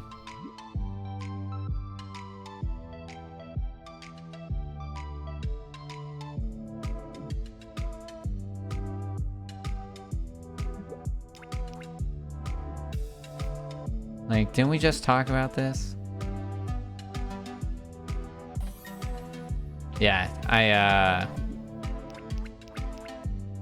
gotten better at like not doing an email because that's like email takes like more subconscious. No, you're wrong. You think Hollow Knight's trash. All of your opinions this whole stream are invalid just because of that one. Oh god. I was we had recently, so there's this thing called fleeting up, and so there are certain positions. All Night, most overhyped game since GTA 6. Silk Song, probably, yes. Hollow Knight, when it came out, it was not, like, I was the weirdo playing it. It took years for it to take off. Same with Stardew. Like, I remember playing those and just being, like, amazed. Yeah. And then, yeah. And then it taking, like, until one of the major updates for people to finally be interested in it. I hate this portion. What's better? I think we just do the jump. I think we don't even go for it. I think we just do that. Yeah, okay. That's the move. Now we know. No, I think, yeah, probably. It's gonna be up there. Yeah, GTA 5 or GTA 6 has the same problem. Let's just hate on Undertale some more. We can agree on that. Yeah, I mean, I have issues with it. I do think it's a very good game. Well, I don't.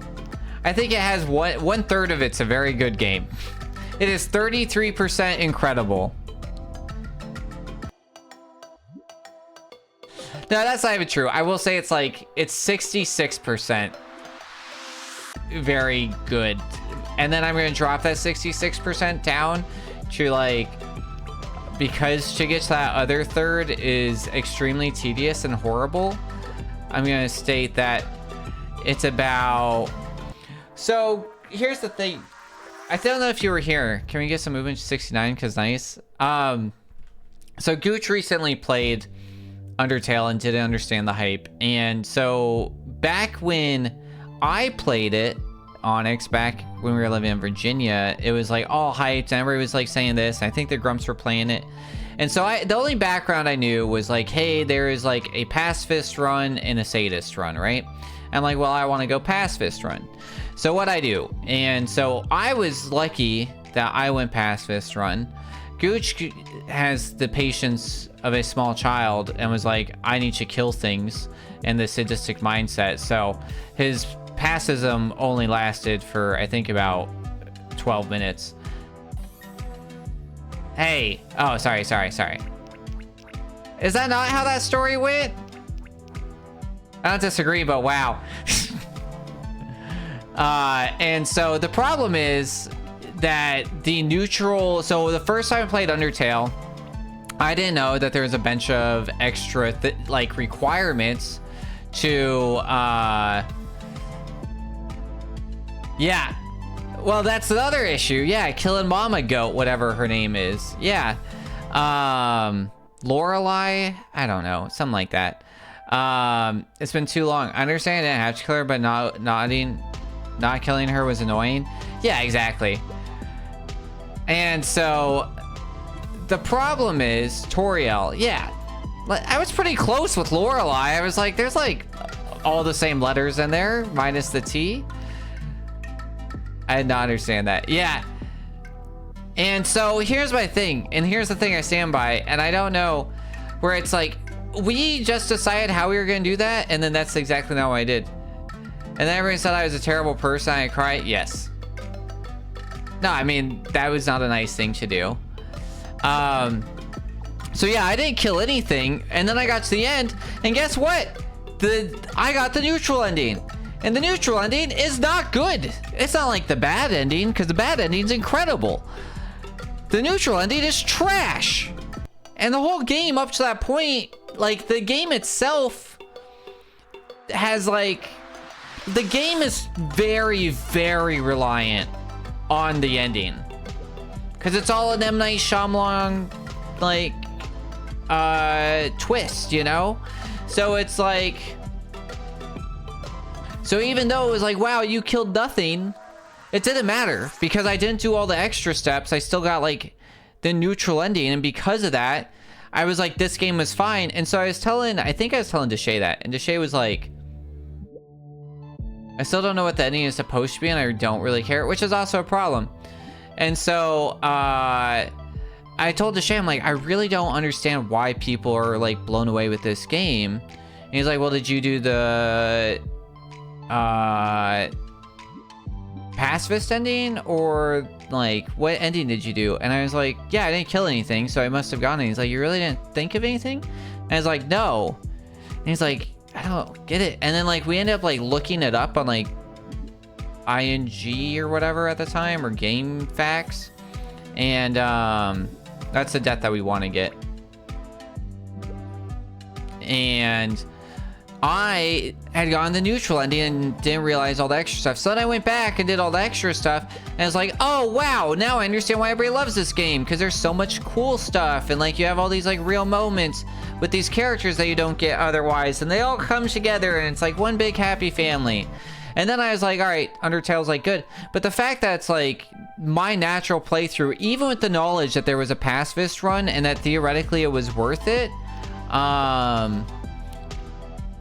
and it's still not naturally getting that as like, I don't know, a decent gamer, you know, I think is kind of dumb, and it really makes it bad. And then so like that makes it worse when you have Gooch who's like, oh, this game's really good, and then they play it, and then it's like, oh, this is like just a whatever ending, you know.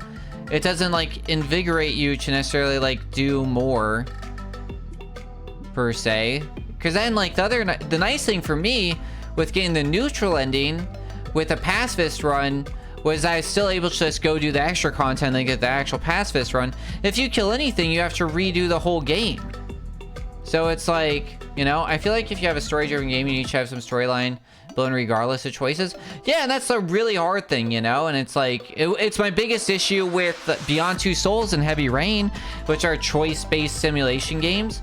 I don't love those games because they don't let you have full choice, and then because of that, you're like forced into like Heavy Rain only has like 6 endings or something. Yeah, I think Detroit's good though. However, I think that Detroit's, I do have a lot of things about whatever that guy's name is. It's like David Cross, but it's not. David Cross is the actor. That's Ty Bias and whatever. Because Detroit, I do like Detroit because of the amount of options and the amount of stories that allows you to build and the things that matter. And I really like the choice build tree because I think that was the first one that did it well. However, because of the ending, I think that 1/3 of the game is worthless in a playthrough, because huge spoiler alerts for Detroit. When your little girl is like complaining about how she's hungry and it's cold the second time you're playing through that game, you just gotta be like, I don't care, little girl. I know you're a robot. Shut up. You're not actually cold. You're not hungry. You're not real. I'm not gonna help you. And the game's like, no, get her out of the cold. And it's like, why? Why? You liar. You're not cold. Yeah. So that's the problem with like the replayability of Detroit Becoming Human, is that the ending does ruin part of that game, in my opinion.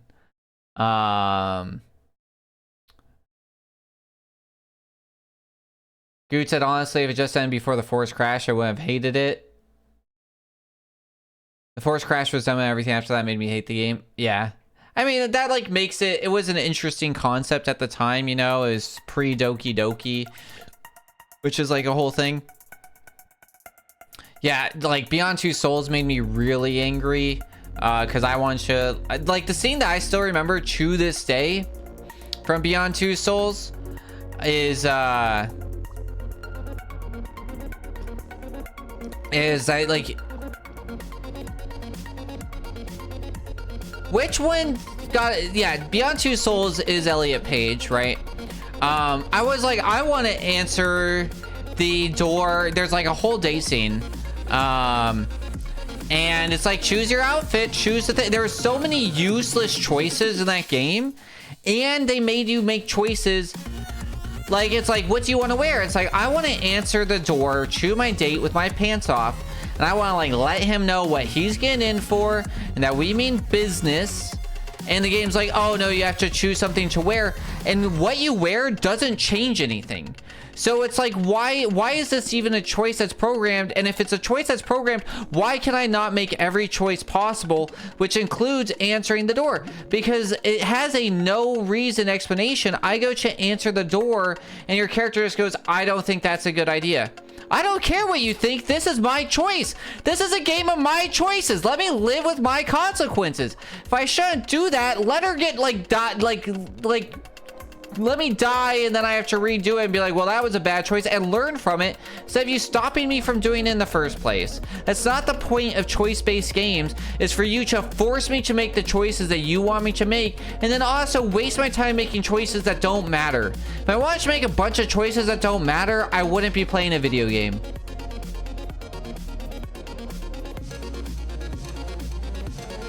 You don't think you've played Beyond Two Souls? Like, it was poorly done. I thought that was the end. Chat told me that I should boot it back up. Yeah. Oh, it was so poorly done that, like, yeah, I see. Yeah. That you, like, didn't realize what was going on. Yeah. I think the story game... I think that Doki Doki drove that home further. I think story games struggle because there are so many options that could probably have existed during development, just weren't fleshed out.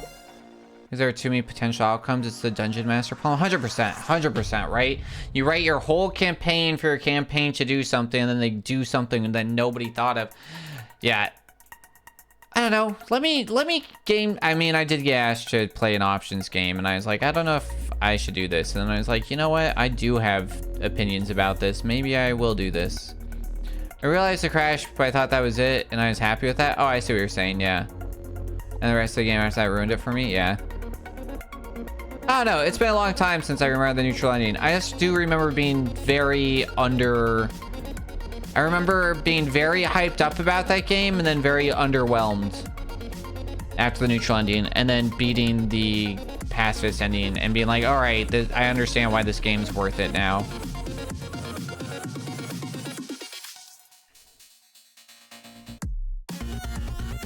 What time is it? Okay. May not continue after the crash. No, I definitely did. Because I definitely rebooted the game because then I had to like play it. No, because you got the not bad ending, you got the neutral ending, which was bad.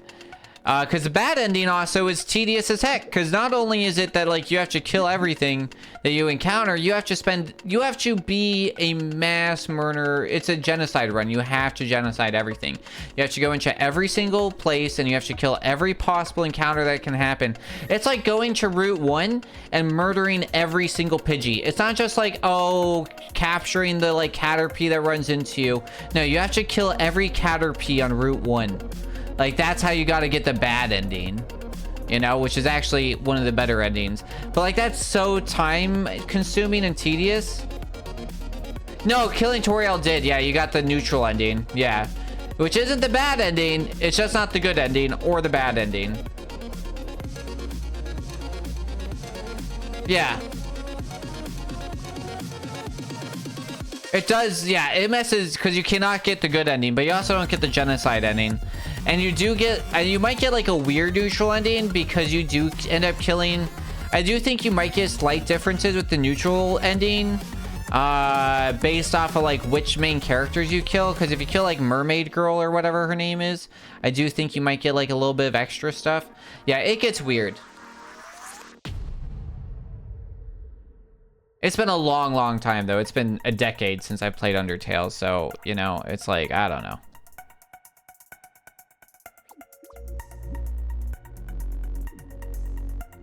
I remember all the nuances of it.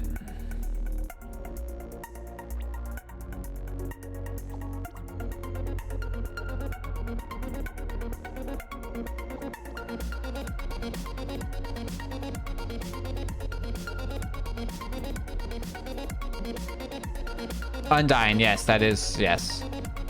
Thank you, Wept. Thank you for that assist, yeah. Or if you kill like Lizard Girl, Lizard Scientist Girl. I think you can kill her, right? Because they all have like major points in the good ending. Alphys. Alphys?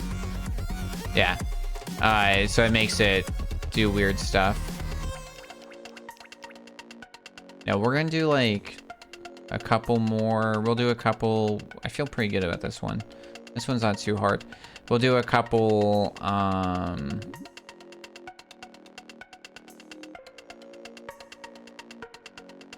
final levels, and then we'll do...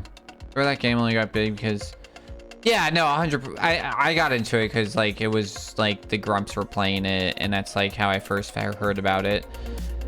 Markiplier was playing it.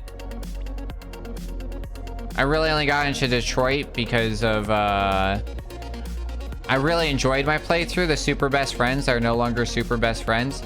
They played it, and the thing that I really liked about their playthrough that I thought was really unique was because there was 3 of them. Each of them played as a different character, and because of that, they weren't. Because when you play by yourself, you're playing interested in like the best story. But in that one, they were each interested in their own character survival and doing stuff. And so it made they like made different choices that I think many people would individually choose, if that makes sense, which was cool. Yeah. Let's see. Now, a verse from our collective tale. In the chat, a tech issues the blame for timestamps lost in YouTube's game. Undertale's choices spark debate, killing Toriel, a twist of fate. Chat seeks a nice 69% rate, while crashes in games incites hate. The PyPyBot drops links and cues, so we ponder storylines we choose. Neon beats play on the PyPiper streams, while chat unravels their gaming dreams. Yes, PyPyBot, you called yourself. Good job.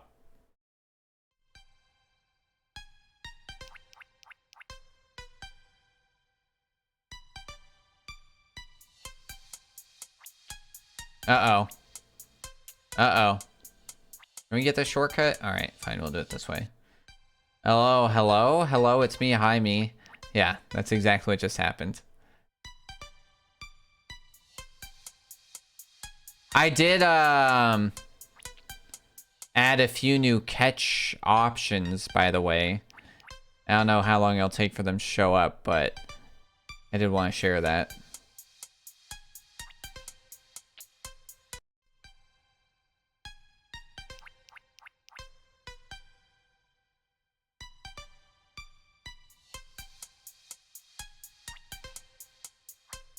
There we go. That's what we've been trying to do.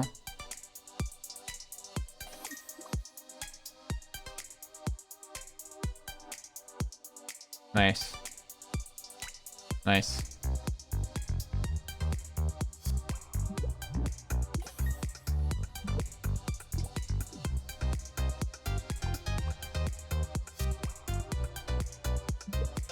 That was terrifying, but...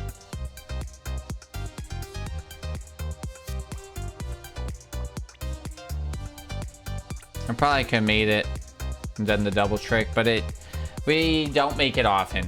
We've made it like once out of 100 tries, and 1%'s not a good rate. Maybe for milk, but that's about it.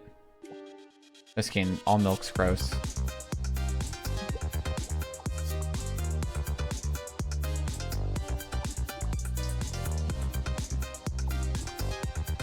If you drink straight milk, either you're a serial killer or a 6-year-old.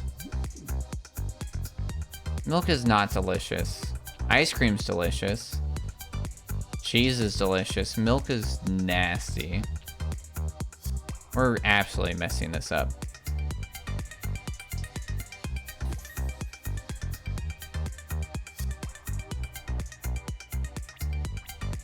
Wow. Wow, that was terrifying. Fair, good thing I don't drink straight milk. You only drink K milk? Yeah, that's acceptable. Yes, I'm 6. Yeah, that tracks. That's nasty. That's gross.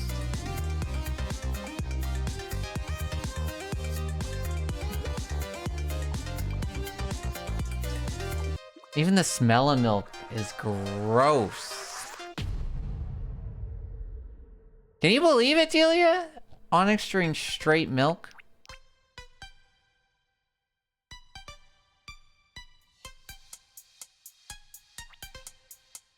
What the heck? What? Big milk tainted your parents. Smell of milk is bad my butt. Oh my god. Oh, I was saying gay and straight milk sound gross. Oh. Oh god. I don't care for milk, but my mom and bros love it. Big milk got to them too. Big milk. Y'all got big milk up in Canada, Gooch? Make it. Oh, it was so cool. We made it once and it was so cool. Big milk. Yeah, did you guys have the whole Got Milk campaign and like convince every parent that like in 1990s that their child was going to like die because they had the brittlest bones in the world and that you needed milk, otherwise your bones were going to like fall under your own weight? Because that's what like every 90s parent in America thought, thanks to Big Milk. If you didn't get milk, your kids were just going to like crumble under their own weight. It's the only thing my mom would drink, which is a problem because whole milk is basically sugar and not good for diabetics. Yeah, that tracks. Is milk one of those things like rice and everything else out where it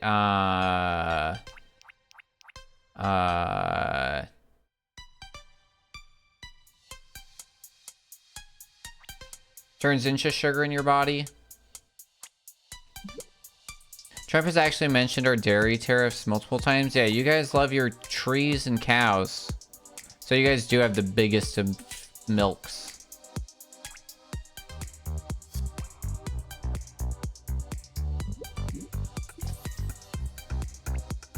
Yeah, that was cool.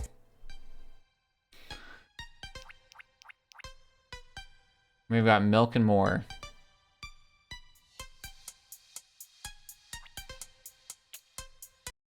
Oh no. Throw that in a fish graveyard for later.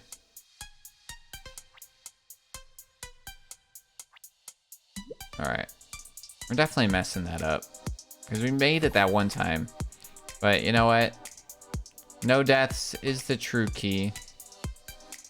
Lactose is a carb similar to most grains. Oh, interesting. Interesting. The more you know.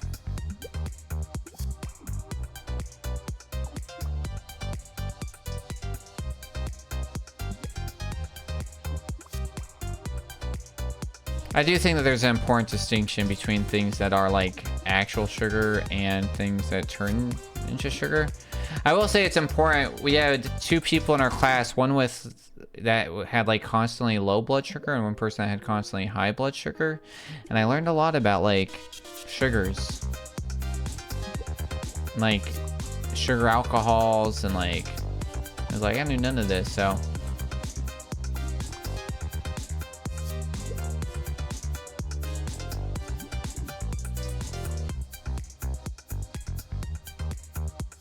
put it in the fish graveyard. Nice.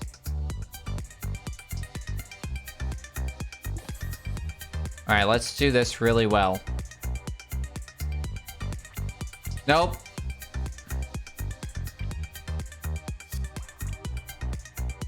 It's better to wait there. Yeah, I'll watch after stream. Or maybe right at the end. We'll see how we're feeling, how dicey we're feeling. All right, I think we're ready for full runs after this one. We should do one run of 8 to make sure that we have that one jump down that I scream at every time, and then move on. Because like, yeah, this one, yeah, like I don't have a lot of issues with 6 or 7. I have a lot of issues with 4, 5, and 8.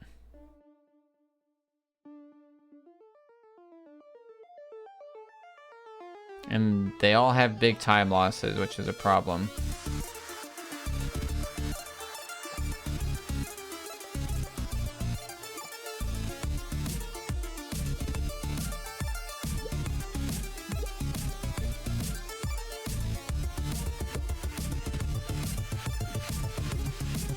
That jump and that jump that scared the heck out of me.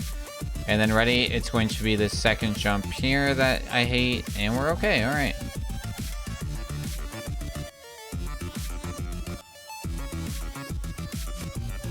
Sometimes the pressure's just off and you're like, you're okay.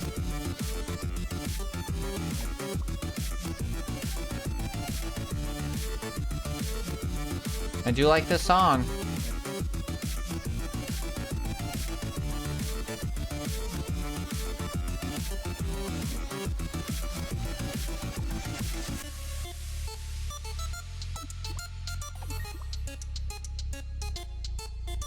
Oh, come on. Oh, really? There we go. My goodness.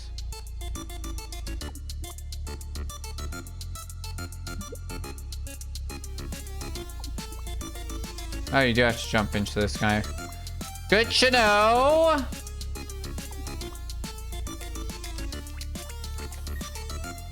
Alright, let's not die here like I always do. There we go. There was a little luck in there.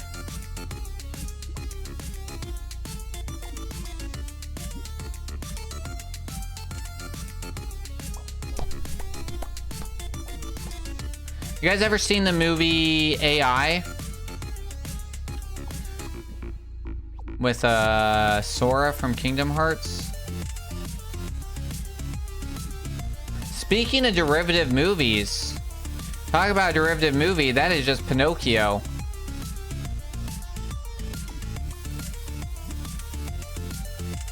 That movie gave me nightmares growing up. It is a terrifying movie. No.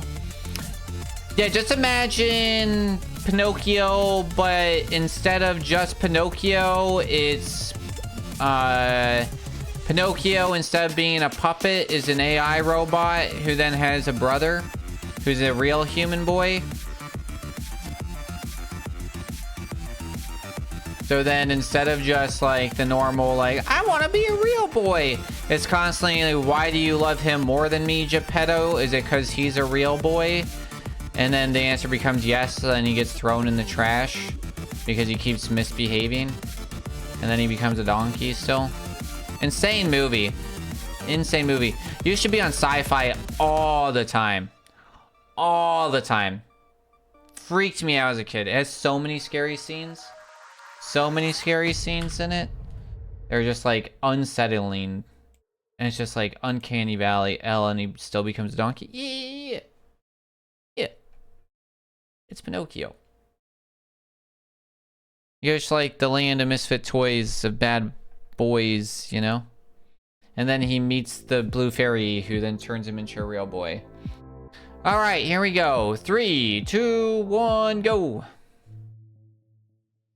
That is not the part that I thought they would have kept. Yeah, make sure you guys get your contributions in for the Elden Ring challenge, where you're at like 78% right now.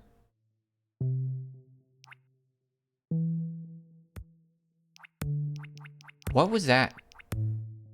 That was wild. Fun fact, the world record for this challenge doesn't do this shortcut.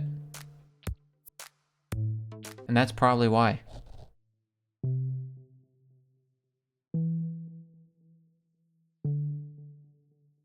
They do a few other shortcuts.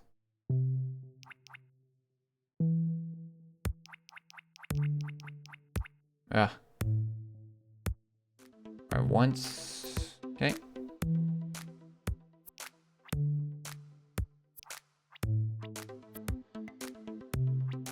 Perfect. You know what we're doing? Do a really cool thing here. They like hit that corner. We did not get it.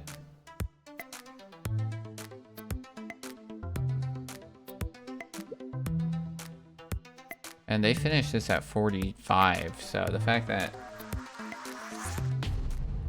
I have no idea why it thinks that that's so fast. Why is the timer broken? I'm sorry. Did you see that? It was like, hey, that was 30 seconds faster, and then we're gonna start a new one.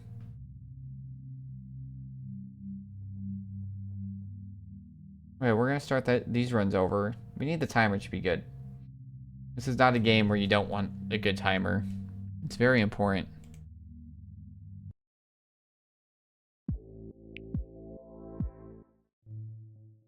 Okay. Hopefully we're good now. I don't think that was loaded while we were doing all that training.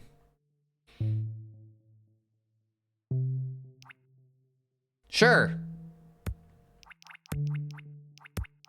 Uh-oh, lag. Uh-oh, lag. Uh-oh, lag. Chrome. I blame Chrome. I should start using a different web browser. Ah, that was still not fast.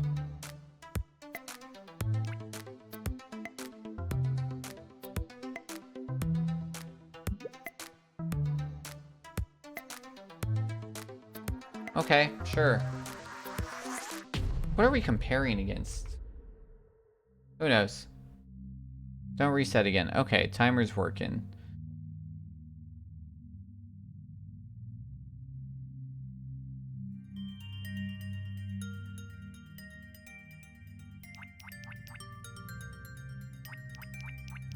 I must have done really bad in whatever. Uh-oh.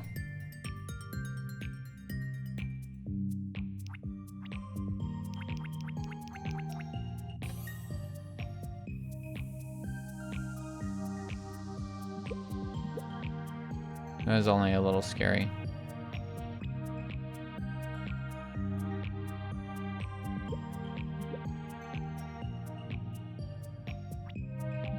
This is the hard part, running 80% and then learning this one is, it's like, gotta remember.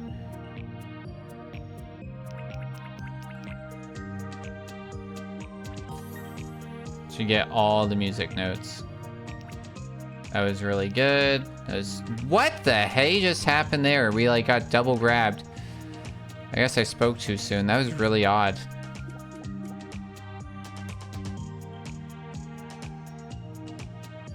Concerning.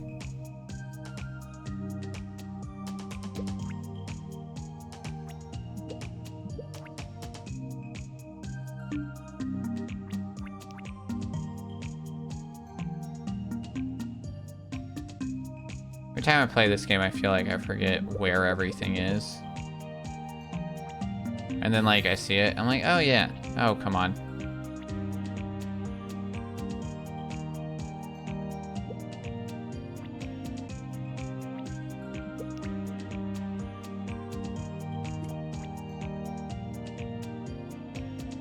Alright, we're doing okay.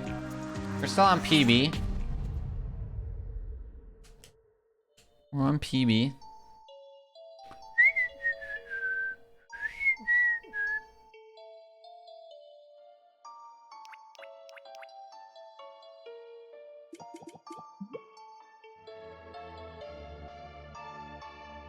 Alright, let's not mess this part up. Alright, good. And let's not mess up the one part with the weird jumpy jumps.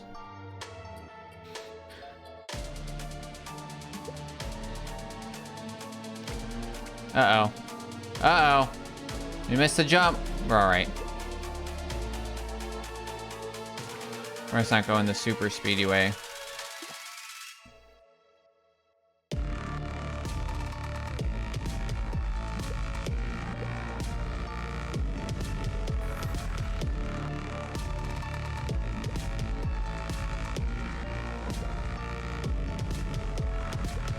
Trying to like mentally think about where every single music note is. Oh yeah, I know. All right.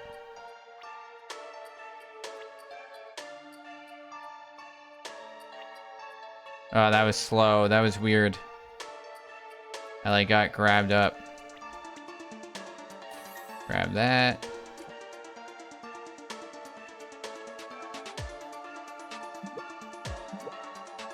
Whee! This was the part that I said I couldn't forget, and I didn't, so that's good. Now, can we do this really smartly? No, we cannot, but we can do this. Okay. One death's not bad, I'll take it.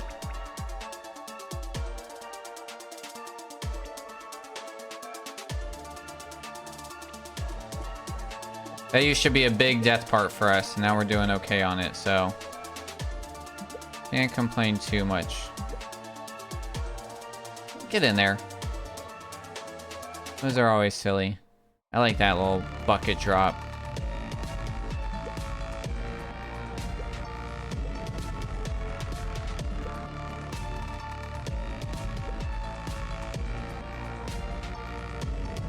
Nice. Nice.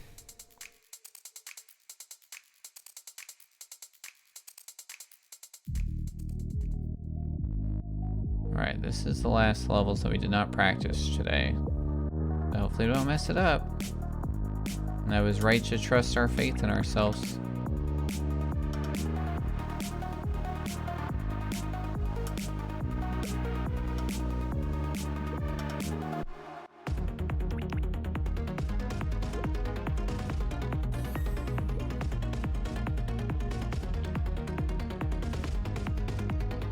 That's okay, we actually didn't lose time for that death, believe it or not. Because we would just end up waiting for it anyways. So, it was worth going for.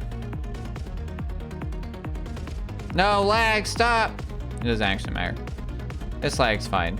I don't know why it's lagging so bad right now.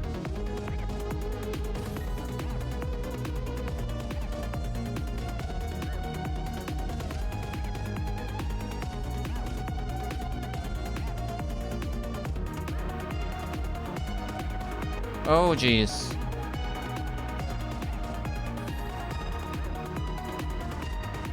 I knew that was like that, and I like waited for it, and then still had issues. Supposed to get close to it. Ew.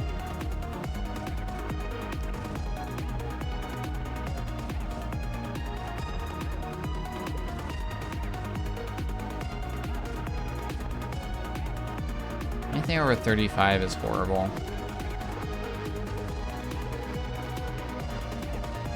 That's not what we're supposed to do. That's what we're supposed to do, but not in the speed run. What are we doing? Yeah. Ew. Ew.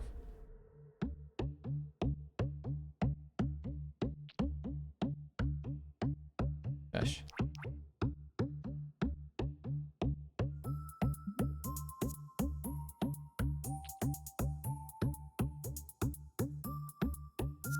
You rang.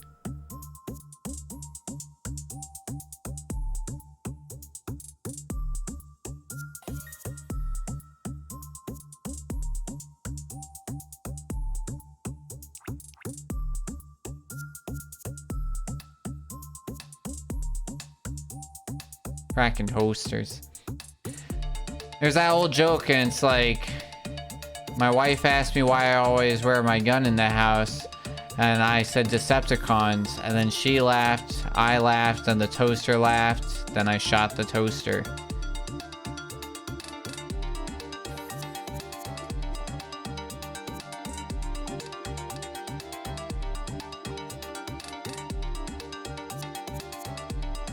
Why was that like that? I hate when it does that.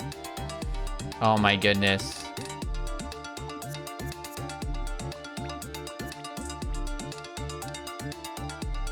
That was really bad. We're 12 seconds behind where we want to be right now. 12 seconds. That's huge. Could you imagine if you're 12 seconds behind in the Le Mans? Horrible.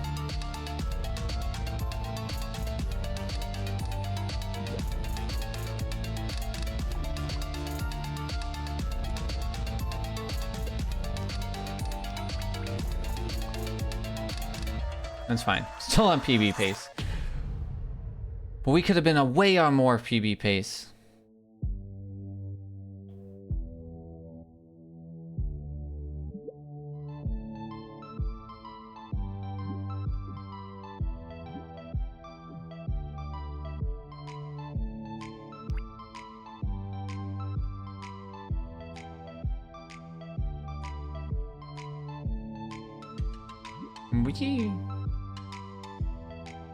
All of that feels slow.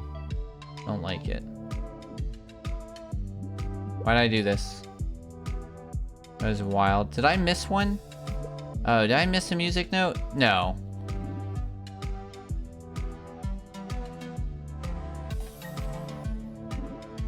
No, we did, didn't we? Did I miss an early one? Am I going crazy? Did I forget one? Is this whole run moot because I forgot one? And the level that we probably spent the most time practicing today? No, we're good. That's the first. Those are the first and second.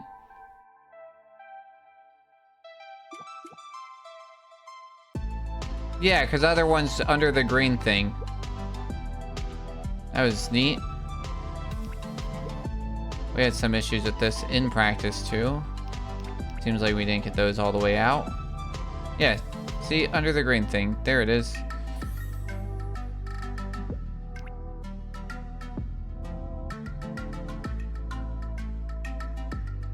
What is... There's no way.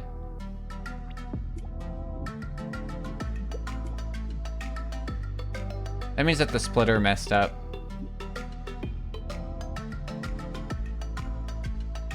There's no way I beat this level in the amount of time that it thinks I did.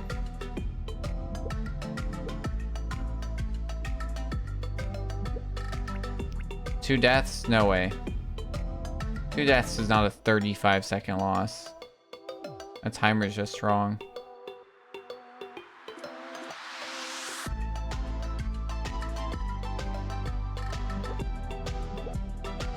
We're gonna have to play my video to figure out what my actual PB is. I don't know why the timer is so far off.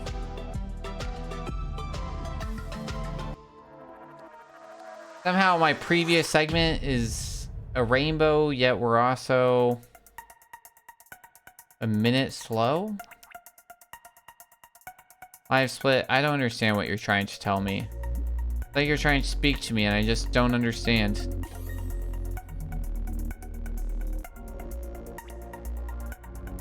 Give him the roar, roar.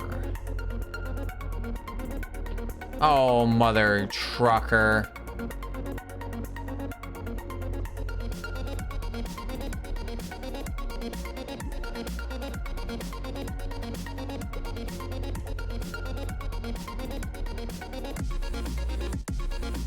What the hey? My brain's checked out.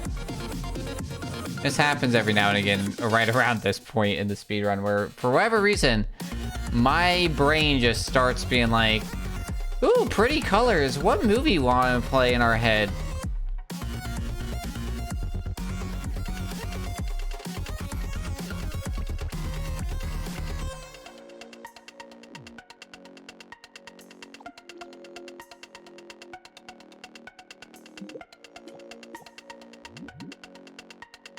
Uh-oh.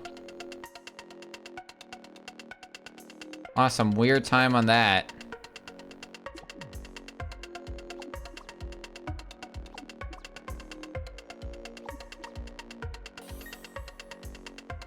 Alright, we'll get this first try. Nice, good shortcut. Good shortcut.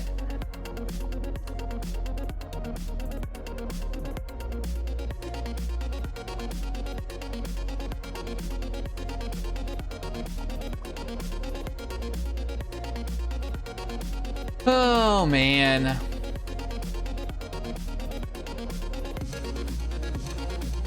I have no idea what's going on with the timer. Maybe we're on PB pace?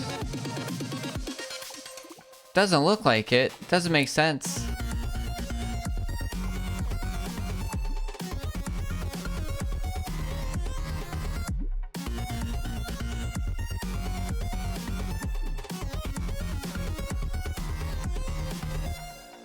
I literally thought, like, don't miss this jump, and then it felt like I missed it. 5 deaths, not great. Alright.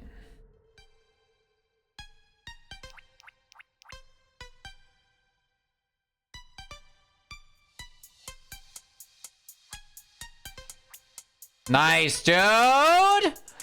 That's what I'm talking about! Beautiful! Beautiful!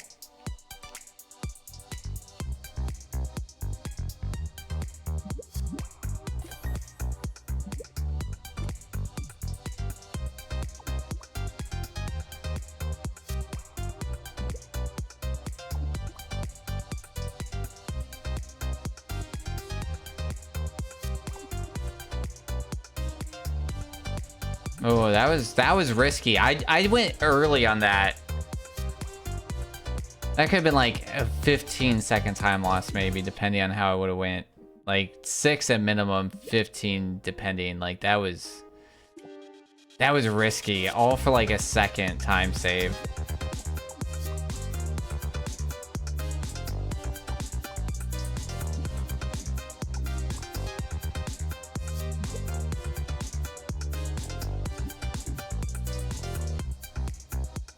We're fine. Oh my goodness. We're dead.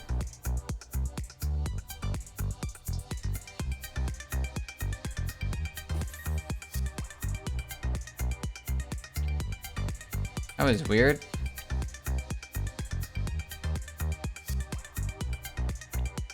I got scared and it felt like it was safer, but the problem is cycles, man. Cycles, they kill you.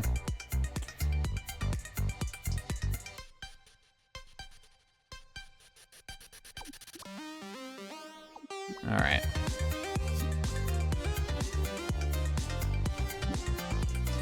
These always stress me out because, like, they'll just kind of mess up sometimes.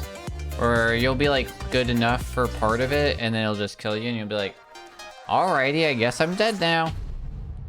Alright, this is... We're already past... World record's, like, 1550 on this. Isn't that crazy?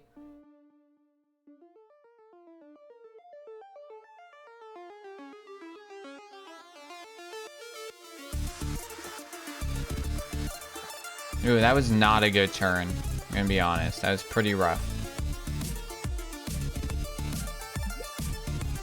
Uh-oh, I'm thinking too much about this next jump. That's death. That's death. And that ruins the run. I told you I was thinking too much about it. I was like, don't do it late, don't do it late, and then I did it early. And we just lost 27 seconds. 27 seconds on the last level. It is a brutal... I gotta, like, make an indicator or something. I gotta, like... But it's just, it's a black square, you know? And you just gotta, like, vibe it out, I guess? I don't know, man. Be good. Alright, let's not mess this jump up. Alright. At 27 seconds, dude. That kills it. Even if, let's say that we were our 23 seconds, and then let's say that we gained, like, 20... Like, we were 37 seconds. Maybe we're theoretically 10 seconds on a PB pace right now. Maybe. We'll see where we land. It's not looking hot, though.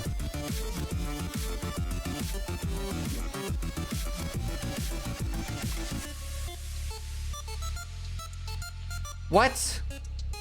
There we go. My goodness gracious, dude. Yeah, should have saw that coming.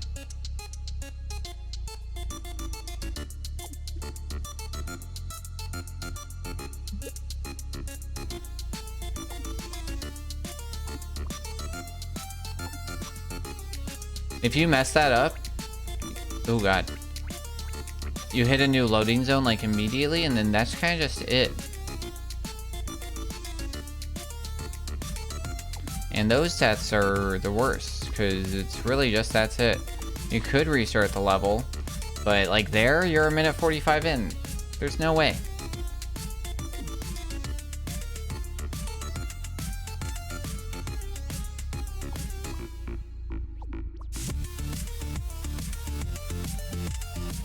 This one, as we all know, is like if you get off on that first, if you don't make that first try, like good luck.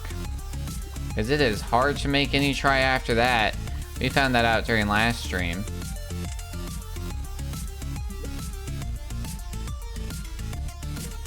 Oh my goodness, get in there.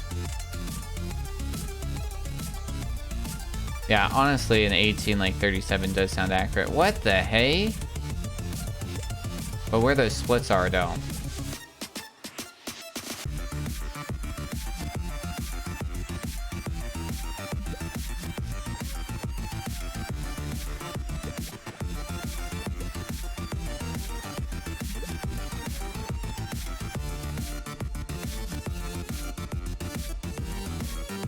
All right.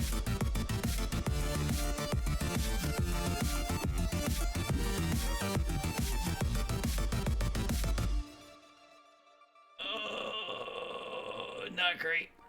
Not great. 1917. Where does that put us? Not great, I'll tell you that much. That's for sure.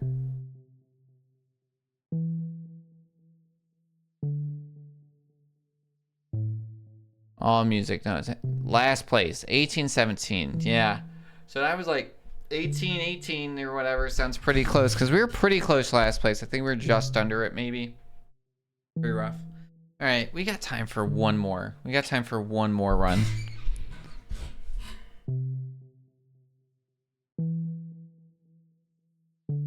All right. Nothing after 5 made sense. So we're going to do this. This is gonna get mad at me, I think. I don't think it lets me update stuff while we're actively in it.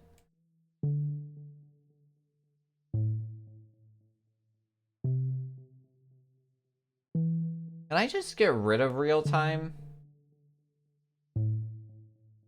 It's like, I don't really want it.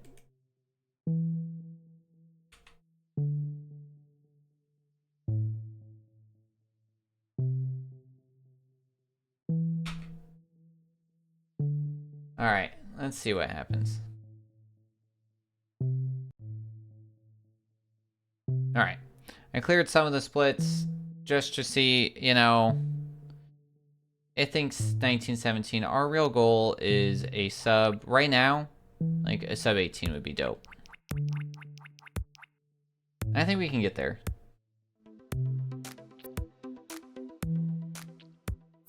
But it does mean losing a minute somewhere.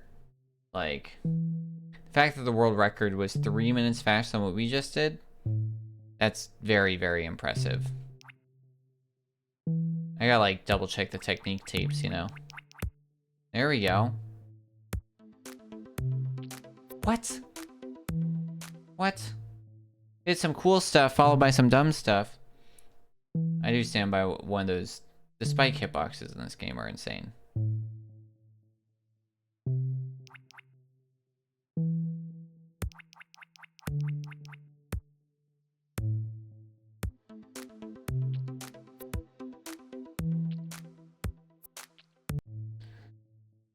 I think it's worth it because I know I can get it, and we're trying to save time and speed run, and it's so early on.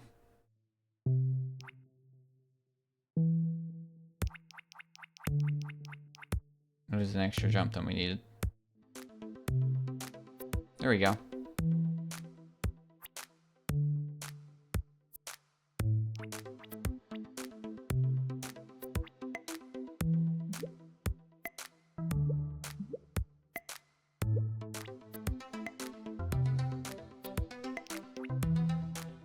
That was scary. Tried to do cool tricks I hadn't really practiced in a live run. Uh-oh. Bad start, but it's okay. It's okay, maybe a bad start's what we need. Sometimes bad starts, they're like, alright, we're just catching up. Sometimes it takes some of the pressure off. Sometimes it adds the pressure. All depends on what kind of person you are. Do you see this run now, or are you like, well, I'm already not, so like it'd be cool to get PB, or are you like, oh no, now I'm already behind, so now everything else is even more important? Or are you a person that's like, well, I'm already behind, might as well risk it for the biscuit every time? Speedrunning psychology. Everybody's got their own. Sure, there's some deeper meaning to it all you could figure out.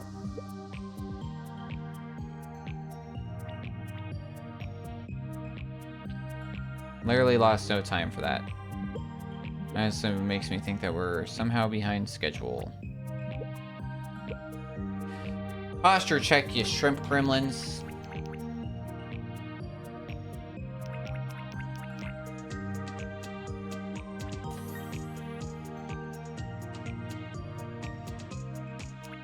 What? What? That's crazy. Crazy.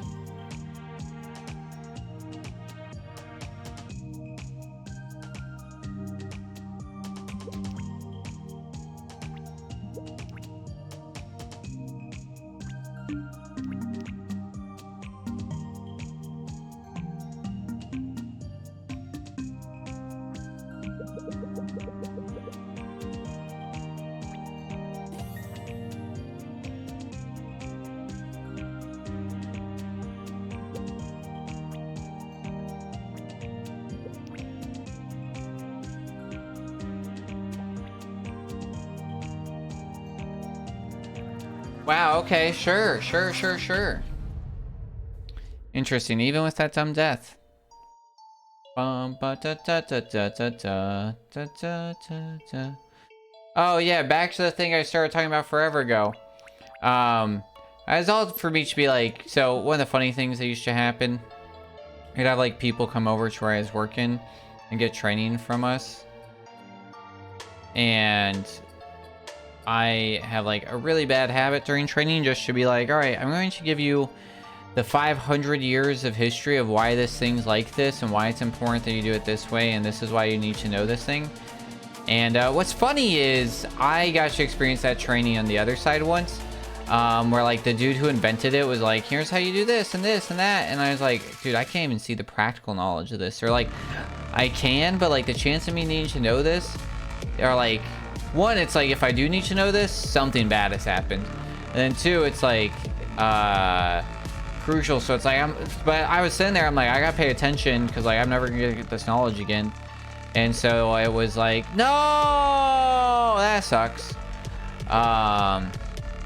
It was like, and I recognized like I need to get some level of understanding and then have this recorded, and also like he's telling me because this is a problem that like either is common or he's experienced or something, you know.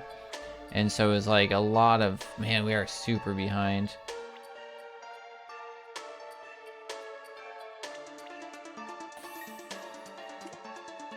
But yeah, people will used to like come down from like where I was training them, and they just have like this look on their face, just like, oh my god, it's so much. And one of our guys would always be like, oh, did he give you the like fire hydrant treatment? You're like, but nice. There's good thing with that is like a lot of times like some people are appreciative of it, but it's like somebody asked a question on Reddit like, why do sailors get tattoos? And then I provided an entire history lesson where it was like, why would somebody who's 30 who's never gotten a tattoo in their entire life all of a sudden want to get a tattoo after joining the Navy? And yeah, instead of just being like, because like the 4 points or whatever that I ended up making, I was like, let me provide you the history. And I don't know, it's always interesting. So for those who are unaware, the reason like tattoos are even like existent in America or like the Americas is because of sailors. Like there was like 3 sheets to the wind, sailor term. Sheets used to be the lines that would hold down sails. So if your sheets are to the wind, your sail is just absolutely screwed, right? Bamboozle, naval term. Log, like as in to log something, as in computer logs, naval term. Like the world, like that was our main means of going out. So much of the world was like, wow, that was a 15-second time loss. Was so like nautical, right? Because they had to go, that's how they got around the world. You know, it's like how, and you need a lot of people to operate these ships. And learning the ropes, literally teaching you how to rig the sails on your ship when you were the new guy on board. Like, nautical term. But yeah, so people end up appreciating it, which I'm happy about. But for those that know, like the whole, so like tattoos were really common in like Asian culture, specifically Polynesia, but they were not in the Americas, and they weren't really in Europe either. But then sailors, and specifically really military sailors, and especially American sailors, started doing these like Pacific Pac like tours. And at that time, the only thing that they had was a single trunk with their stuff in it that they're probably sharing with like maybe a couple other guys in a hammock. They're not bringing like bags full of stuff. So you're going to like this cool place and you want to tell everybody you've been to Polynesia. So how do you tell them? Well, you see all these guys doing these point and stick tattoos and all this other stuff and these like weird needles. And you're like, well, yeah, that's rad. And so then all these sailors were going to Polynesia and getting all these tattoos done. Well, then sailors were like, well, that guy's all cool because he's all tatted up. I want to be cool like him. I need a tattoo, and then all of a sudden tattoo shops started popping up because you had sailors who were asking for it, or people getting out, or there people who were like, sailors were just talking about it, and all of a sudden every like naval base in the world, especially US naval bases, is all of a sudden surrounded by like tattoo parlors. If you ever see like a bunch of tattoo parlors around, start looking, keep your eyes open for the naval base, right? And like you got some traditional tattoos started there. You got like the rooster and the pig, and you get like the anchors for service and some of those things like that. You get like the guns for service as well. There's a few. I think swallows might have started around that period too. So you start getting this whole idea, right? And so like that's like, so tattoos have like this huge history, but then they got really big. So if you guys are familiar, especially with like Ink Master, or just like tattooing in general, tattoos are like done in various styles. You get like Japanese traditional, American traditional, all these different terms for different types. You get photorealism, and I forget what the word is for like cartoony, but there's some word for it, right? You have all these terms for them, and you get like patchwork or whatever it is. And so American traditional actually started from this guy named like Kenneth Cohen, I think's his name. I can't remember off the top of my head right now. But he's more famously, colloquially known as Sailor Jerry, as in, yes, like Sailor Jerry's rum. And so he was, during World War II, he was stationed, or he was living in Hawaii, and you had all these sailors now who were getting stationed to Pearl Harbor for the Pacific Fleet. And so he had his tattoo shop right off Pearl Harbor, and now you had all these sailors who were getting drafted into World War II and had this huge thing, and they're about to go deploy and be gone away from their family. They want to like memorialize their girlfriend and the people that they're leaving behind. So what does it start? Pinup girls and those tattoos. And who starts doing them? Sailor Jerry, dude. And so he's doing this in the 40s in Hawaii, and there was nobody doing that style really at all, like these deep dark lines and this pinup girl style, especially like these sailor pinup girl style, except him. And now here we are, you know, 2025, and you're like watching something, whoops, and they're talking about American realism, and it's like literally that all, or American traditional.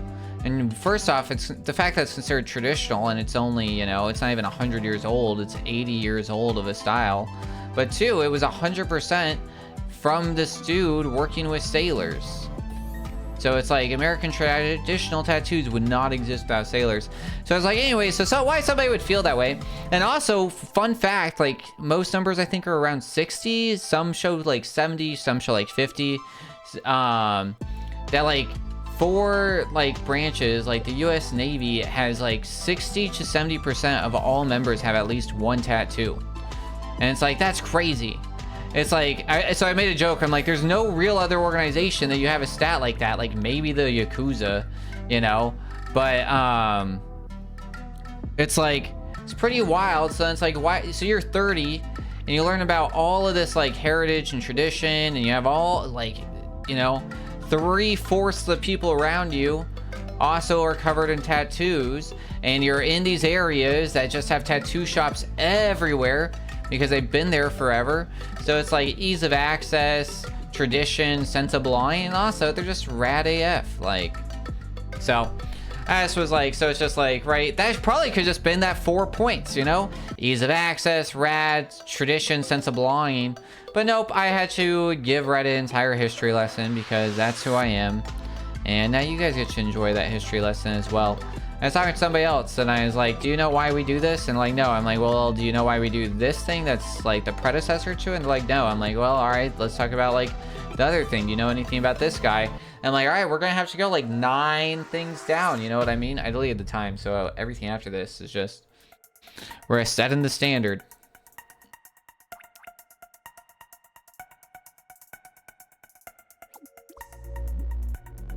Did we already do the wait one? I think so, right?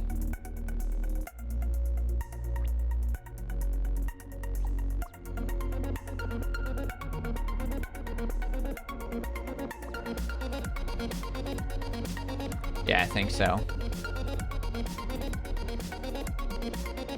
Yeah.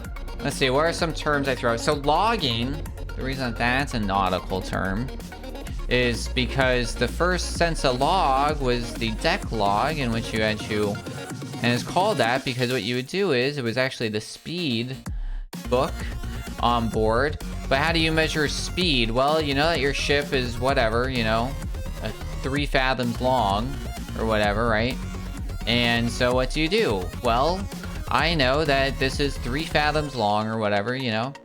I know that my, whatever length it is, right? You know that's 50 feet long, right? And you know that, so therefore, if you throw a log off the front of the bow, by the time that it, then you know the set distance, and you know that from the beginning, of course it wasn't a perfect system, currents and whatnot, but you know, speed over ground is important. Speed through the water. And that's what that's really going to give you, is speed through the water, because it's going to naturally account for the current. But so then you're going, and then you measure how long it takes for the log to go from the front to the back of the ship, and you know, hey, that's 30 and it took 10 seconds, so this thing took, you know, 30, and now all of a sudden you can measure that, right? And then knots was also based off speed of you throwing over a line with knots in it that were pre-measured. That way you knew how many knots would go past the length of the ship, and that's why a bunch of stuff's in knots. But you throw the log over to verify, and then you'd write it down in a book, and then it became known as the log book, and then it became known as logging. And then you adapt things. There's this whole idea of adapting things slowly so people recognize it. It's why we still use a floppy disk image as a save icon, even though kids nowadays have no idea what that is. I did recently, weirdly enough, I did see, and I forgot that this was a thing that happened, see a CD save, and I'm like, oh yeah, that was a thing that we tried to do. Oh god. Okay. I don't know if that actually saved time, but we didn't die.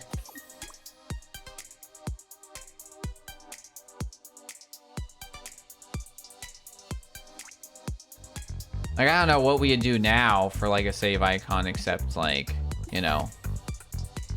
What the heck? That was a really bad death. I really don't get what happened there. That was very odd.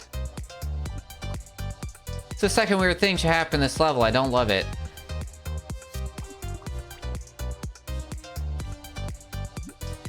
Let me in.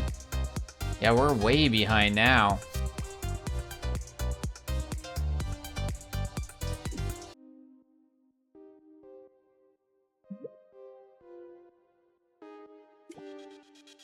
I don't know, what else do I got in my head of random knowledge?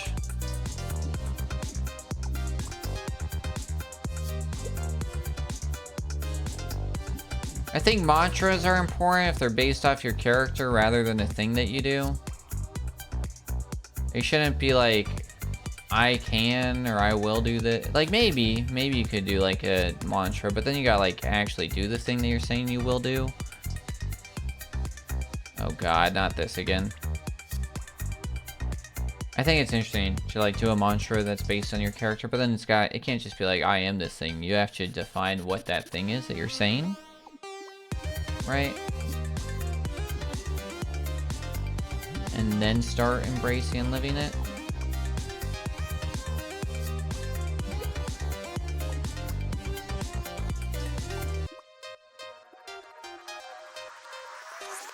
Okay, level 8 shouldn't take me 4 minutes. It should take me like 2.5, which should put us at 17, which is pretty decent. Not horrible.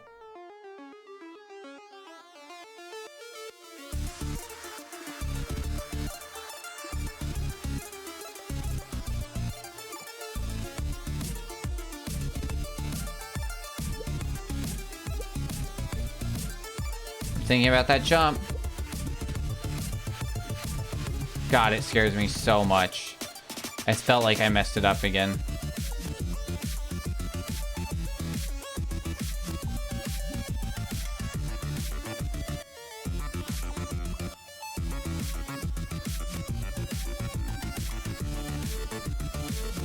Alright, if I don't mess up this whole level, we should actually have like a very competitive time that I'm can be pretty content with.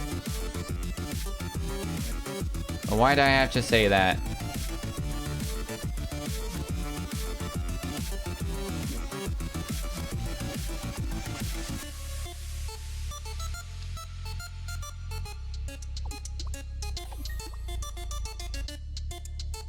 There we go. That wasn't horrible, it wasn't great, but not bad.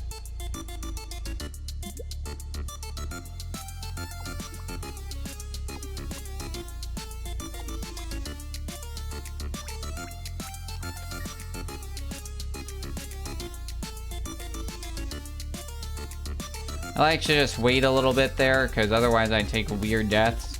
I'd rather take like the second time loss and like the weird steps right there than take into like 4-second death that I was getting a lot.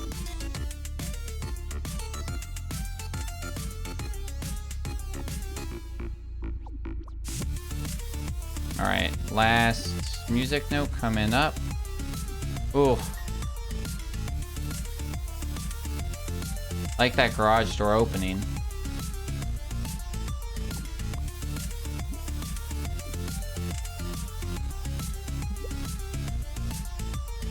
Let me in. Some weird lag going on. It's alright.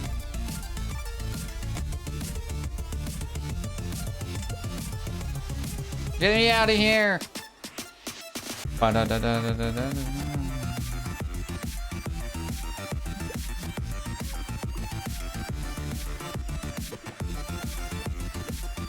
Oh god. Oh god. No!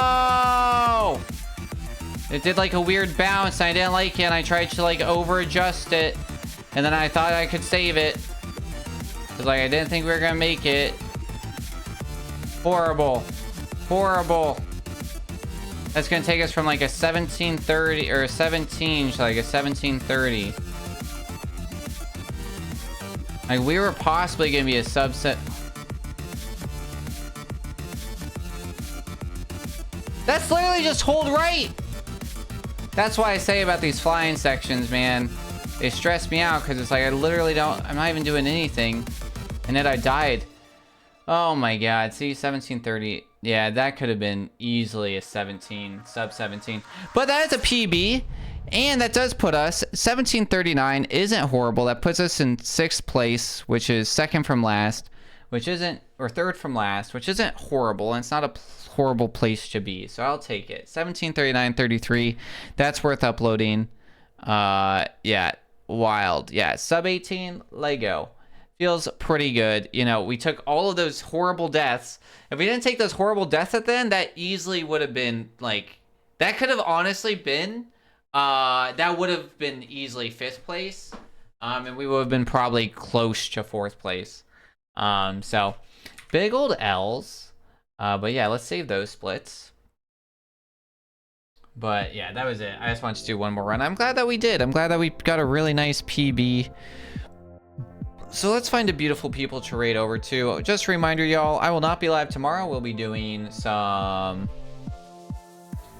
Discord game night over in Discord.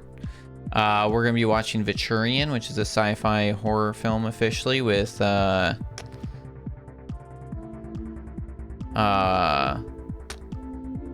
that guy's name? Jesse Eisenberg. I almost had a full Game Grumps moment of, what's that guy's name? Jesse Eisenberg.